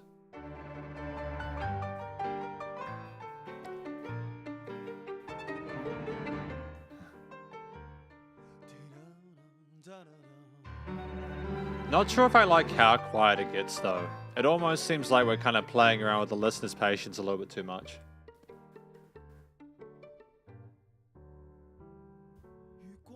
It's one of the most pure recordings I've heard. It's almost like they didn't really have any compression on the mastering chain at all. I gotta hand it to him actually. That's an impressive feat nowadays. It's surprising you get away with that, especially in 2014.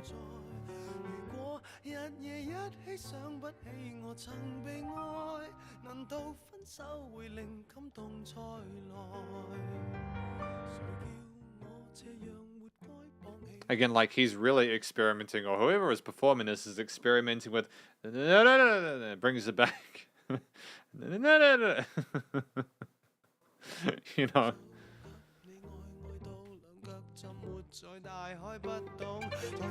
It's interesting, for sure.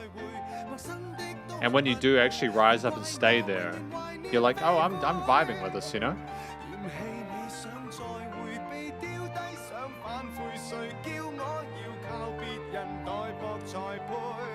You've got different rhythms there going, like with the voice, da da da, bum bum, working with the traditional triplet. And then you got triplets within a triplet. A triplets. Is he doing ninths? Is he doing ninths?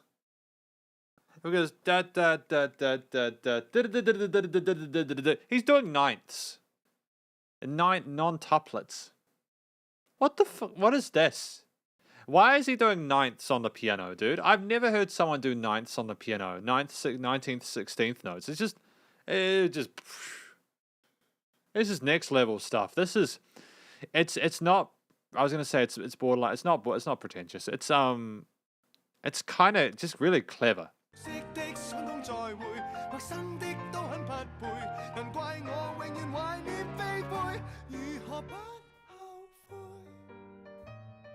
And back to that piano theme now. I mean, it's got its own unique sort of perspective on it, you know, like I think that yeah. What else do you want to say about this before we finish? We've got conclusion time. We are going to be finishing at 7:30. I know that we had a bit of a break because of the earthquake news for obvious reasons, but at the same time, I think that we need to, all of us need to appreciate. It's getting late for people. It's getting late for people. I will be back. Well, obviously, actually, no. You guys, the next weekend we do the live streams, not this one, but the next one. Actually, no. I'll do the conclusion and then we'll talk about that. So this track by Eason Chan, it you know, it was short and sweet at 3 minutes. I think it was a little jaunt through the woods for him. I think that he was comfortable within his vocal range, told the story he needed to. It was almost dreamlike, waltz-like with that dance quality from the pianos and the whole note strings and stuff like that. It was playful and vivacious and genuinely, I don't really think we would have needed to change anything within it. I was not necessarily happy with the quietness of some of the vocal parts, but I think that just forces you to pay closer attention to it. All in all, there's obviously a lot of promise, but then I don't need to say that because Eason Chan is huge, you know. Huge. Huge. But what else do you want to say before we go out of that? You know, checking the chat. JJ Lin. Yeah, exactly, Bishi12. I hear you. I know he's not a composer. I know he's a singer. And it still disappoints me a little bit. It still disappoints me a little bit. I was really hoping that he wrote his own music, but I've been told that like Jay is one of the few that does it. It's okay though, no shade. Eason's still a great singer. It was just kind of magical, especially some of his really out there stuff and his live stuff that we'd listen to through these fan requests. So I was hoping, if he's totally responsible for that, he's just a savant, isn't he? JJ Lin's only one's active in the Big Four. Jay Chou's kind of half retired. Yeah, maybe.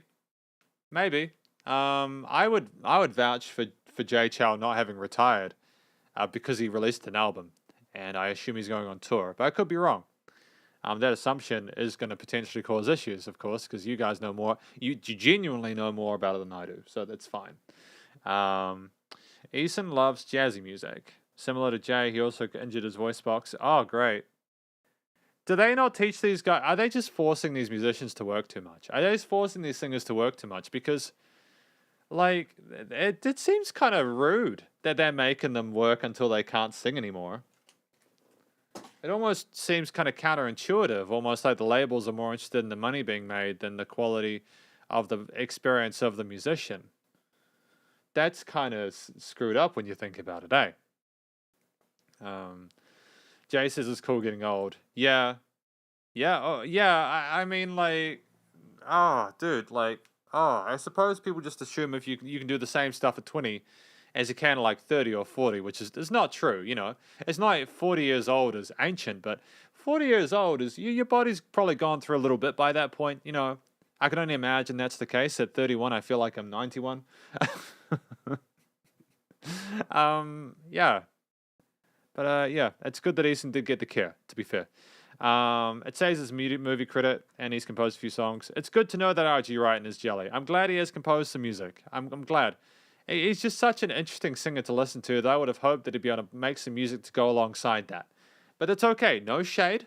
Thank you to Sam Lee for that suggestion. It's good to listen to more Eason Chan. We got Anno. Anno. What do we got this time? It's that. I don't know what any of that means, but we're going to find out by going to Deep Owl. Oh. What have we got ourselves into, boys and girls?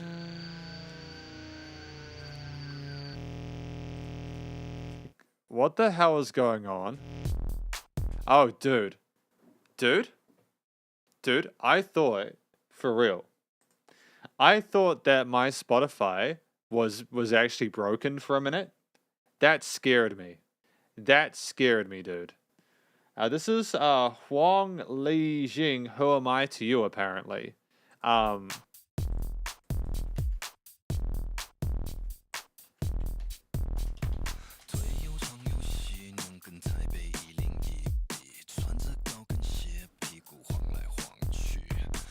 One of the most fear-based responses in like a song I've heard in quite a while. It's filthy, man. He's a sexy sounding track, man.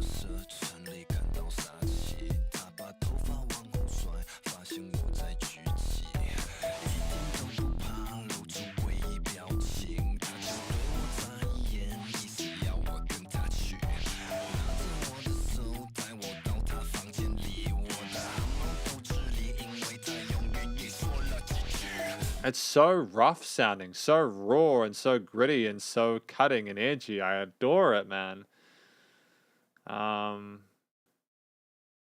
Didn't Oh, it's kind of industrial rock or something like that, right?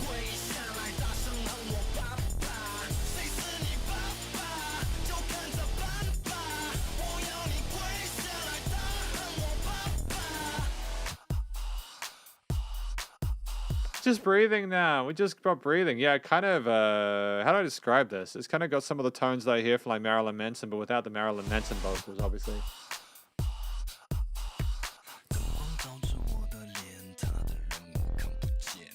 Yeah, okay. I can get behind this.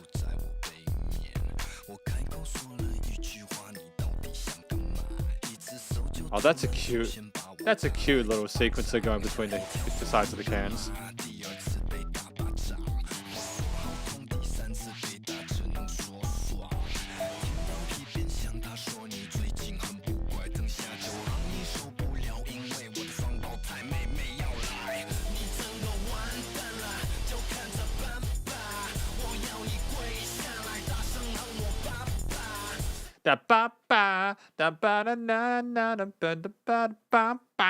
It's a catchy melody on top of that with the vocals and that saw, that buzz saw on the sides there, the fuzziness, the fluffiness.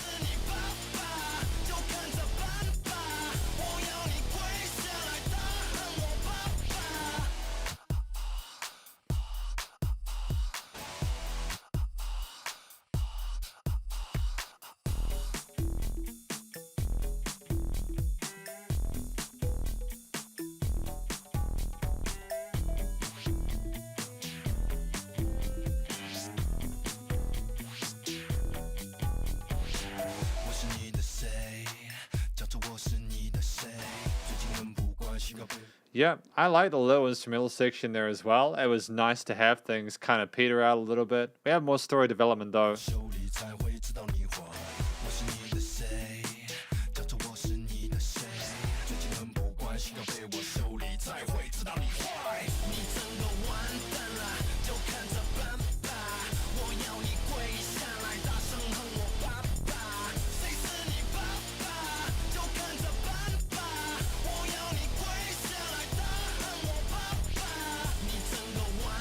And that double chorus, I'm not even mad because it's catchy as hell.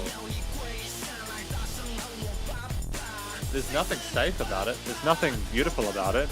It's fizzy.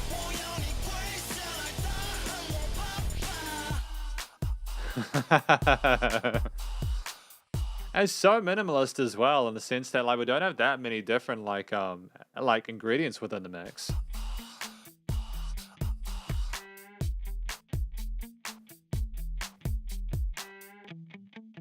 And this the guitar at the end. Oh, a little bit of vibrato on that. Oh, okay. That's beautiful, man. Okay, okay. This is one of my favorites of the night. For sure. So my take on this track, without sort of knowing what the song is about, is so I heard papa. So like papa. So something about like a dad or something like that. It sounds like a sex song. It sounds like he's trying to be super sexy or something like that. Um, I I think that just the industrial synths and the bass and just it's filthy, man. I don't know how else to sort of describe this. Like the production value is intense. The performance from Huang Jing was spectacular. Just he was just so into it. There was absolutely no filler here. Great use of time, 3 minutes 30, beautiful length there, and some unusual textures for that time in the mid 2000s. You didn't really hear a lot of it, but we came in with that, and it hit like a train. It was gorgeous. Yeah. Okay. So that's let's check the chat. What have you guys? Oh, he's actually composed. Was that Eason? Was it? Oh, it's good that he's composed for other singers. That's great. Oh, it's a BDSM song. Oh. Oh, yeah, I don't know. I think we did have an issue last time with that. I think sometimes people don't think their like picks went through or something like that, which is a shame. I try to do this fairly. But yeah. It won the Golden Melody. Um no, no, people are paying for requests. That's rough. That's rough. That's rough.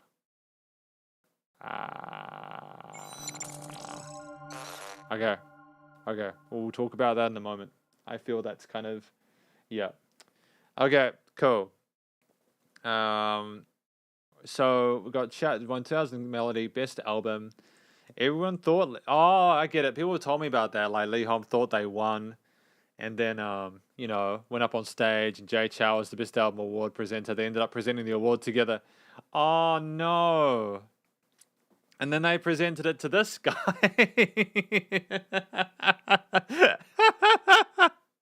That's awesome. I love it. I love it. Okay. Stanley, I want to down on your knees and call me dad.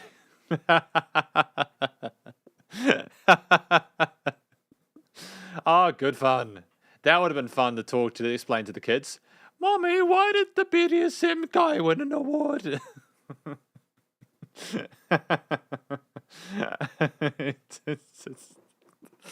Okay, here's the deal. All right, we're gonna have to talk about donations with fan requests because I feel a bit dirty doing the request like when it comes in. And I know that when people request stuff, they might not be willing to wait until the end of the live stream. What we're going to do is we're going to do K Kaku's or K's track. Thank you to Arno, by the way, for your wonderful suggestion. I really enjoyed it. And thank you, Jelly, for... We're going to do this one, this next one from K, and then we're going to do... who is this? Who we got? Wu Qiang. Thank you, by the way, to Wu Xiang. Thanks for your donation. This will be the last song of the night. Yeah. Maybe we'll just make donations as the last song. We'll do 2 hours, and then if people have, if they donate at the end, they can get the songs done if they're willing to wait. I'm not sure. We'll figure it out, but it needs to be clear for you guys so you guys understand what's going on. But yeah. So K's got this dude's name is Huang Jing. Oh, I get it. So the pronunciation was a bit rough. I get it. Oh no. Yeah. Yeah, like honestly, man, like to be fair, Jimmy, I don't think yours was anytime soon, man. There were just so many requests. I'm sorry, man. There were just so many requests, okay? Don't feel bad about it. No, it's okay. Remember, I'm not trying to sell to anyone. but I do monthly custom review video reviews for people via Patreon. Patreon.com/spiderhands. So just remember, if you didn't get your pick today, you can go to Patreon, the Spiderhands Patreon, and you can, yeah, exactly. You go through Patreon and you go get custom music videos there. It's just so busy, I can't guarantee people are going to get this stuff heard. But let's continue anyways with K stuff. Okay, Polka Dot Stingray. Oh, beautiful. So this is the second to last track for today.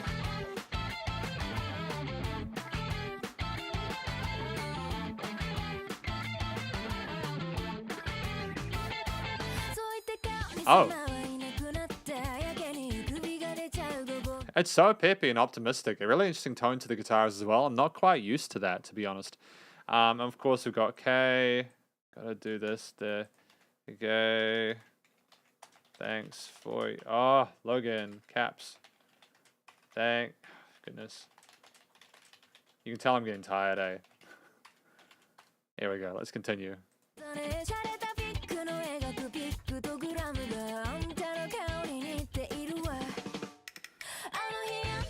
Again, the production is absolutely, like, spectacular. It's flawless. Everything is in such a good place in the mix.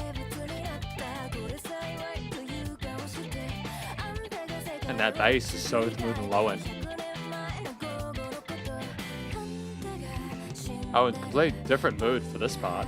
That's fine.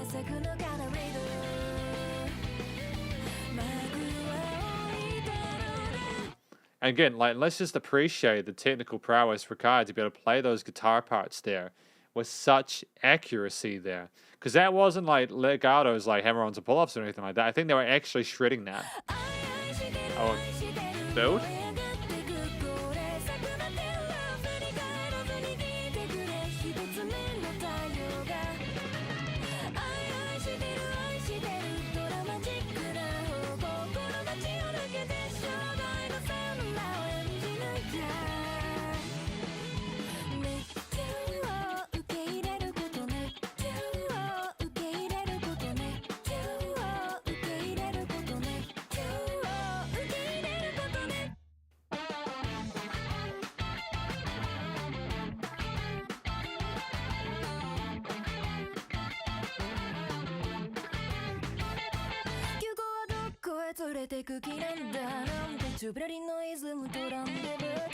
There's so much interesting stuff going on with these guitars and the side pans. A little bit of slow chugging and stuff like that. Yep, nope. Yep, phenomenal musicianship on part of the string players.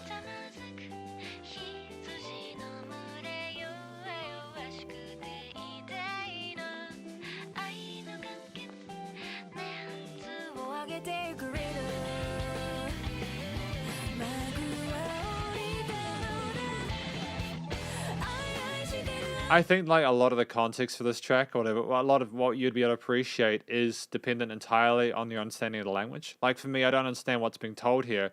So there's just a lot of different moods that are being communicated by different instruments here really competently. Like the production is absolutely top notch.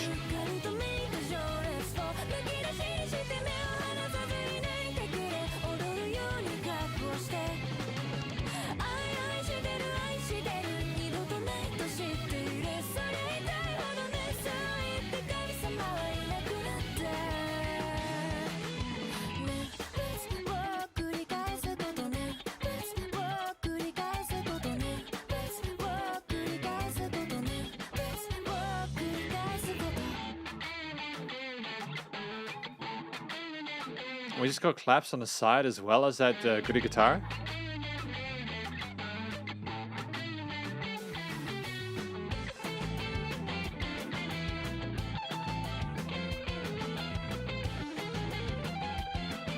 Who the hell is playing the guitar on this? Who is playing guitar on this? Who is doing it? How are they doing that? That's one of the most phenomenally technical guitar solos I've heard in a track like this in a long, long time. It's like it's on like It's just hyper technical. Like there's just so much going on, but it's been produced so well they can get away with it. And I don't know how the hell they did that. I would like to talk to the studio engineer who made this, who designed this track. I would like to understand how the hell they managed to get all of that to fit in there in a way that was coherent. Or the producer or whoever else is responsible for it, you know?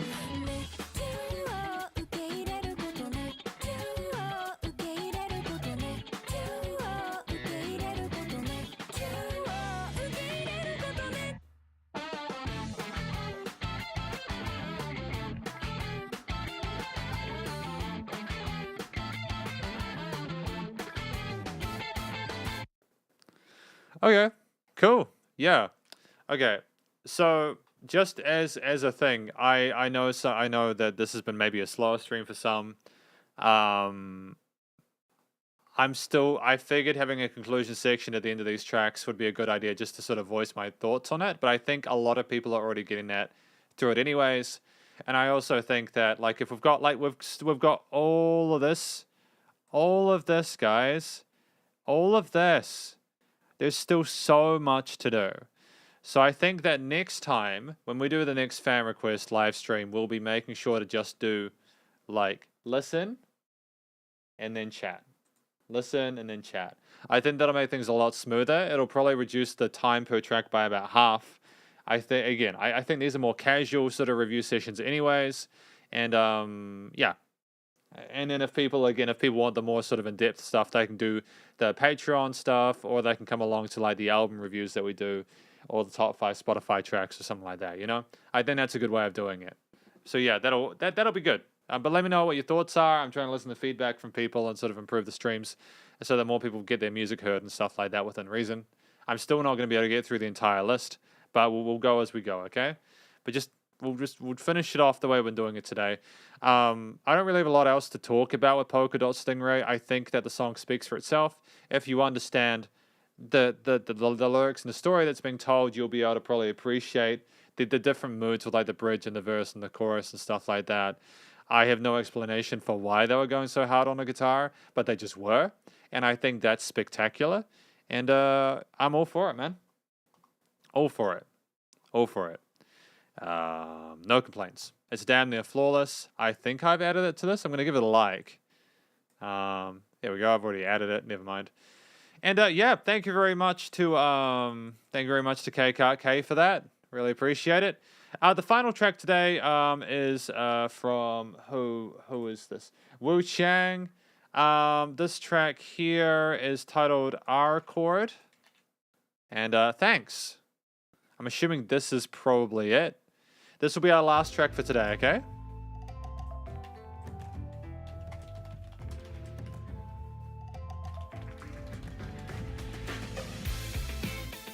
Last track for today.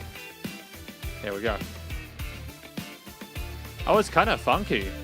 It's great to finish on the save.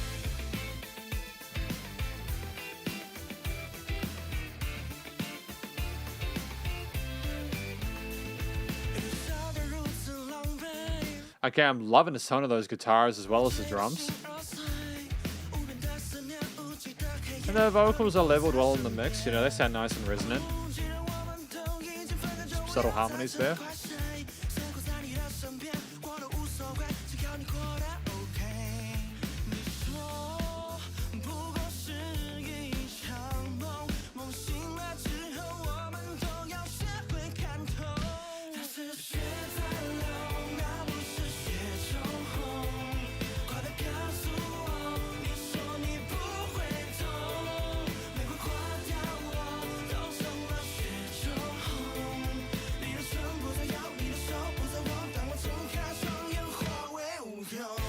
Okay, it's got a kind of boy bandish kind of 90s feel to it, alongside the contemporary production with those guitars there, and the cute little synth line on top.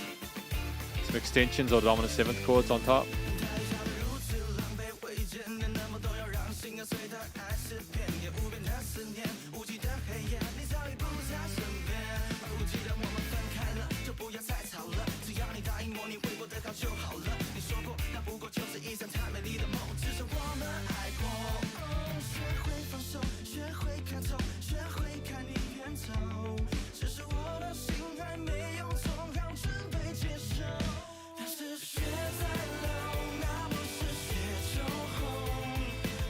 And we're going back and continuing back into that theme there. The performance itself is tight.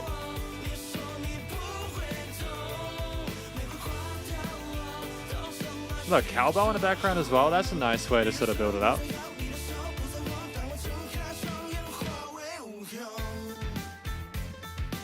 Okay, some plucks here. A little bit of it. Are they actually playing those, or is there some like ping pong delay or something like that going on there? Oh yeah, a bit of filtering in there as well. Cool.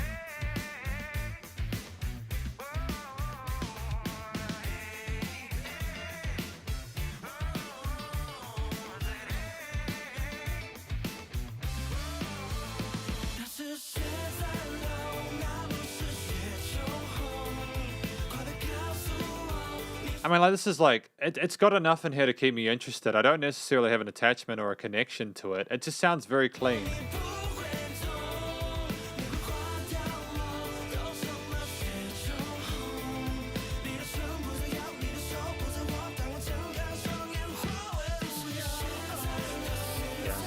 And additional vocal layers on top.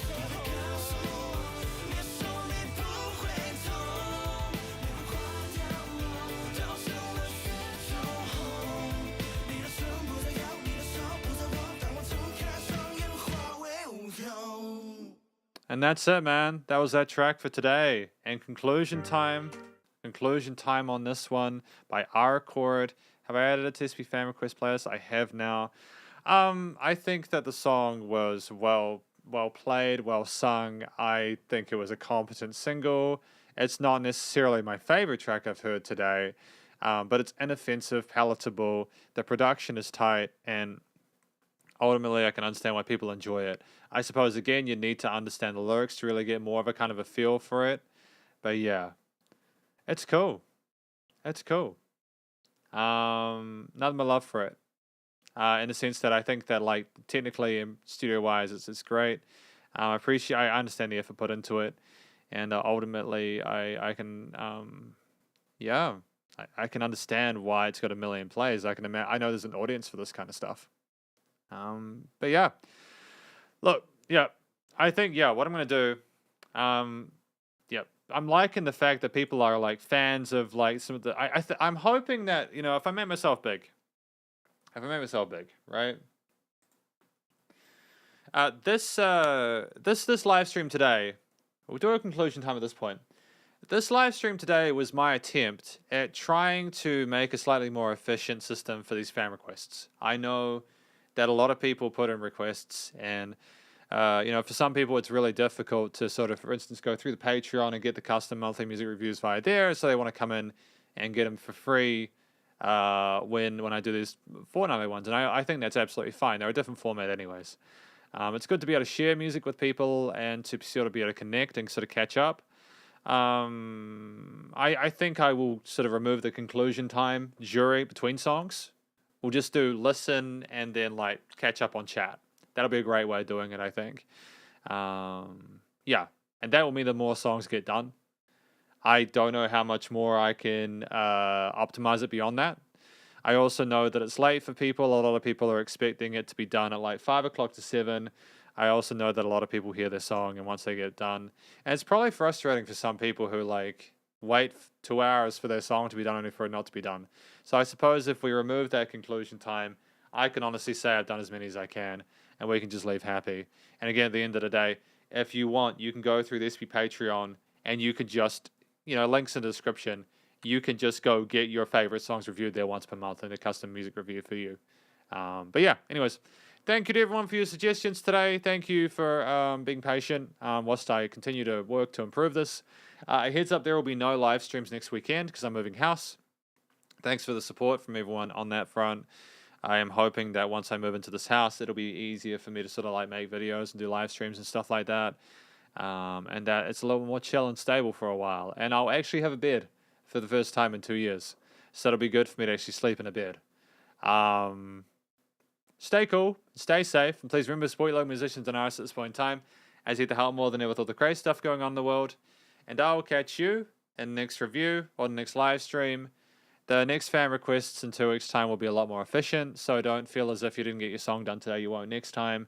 I can't promise everyone will get the songs heard. We'd still be here for a few more hours maybe, but we'll do our best. And Spiderhands out.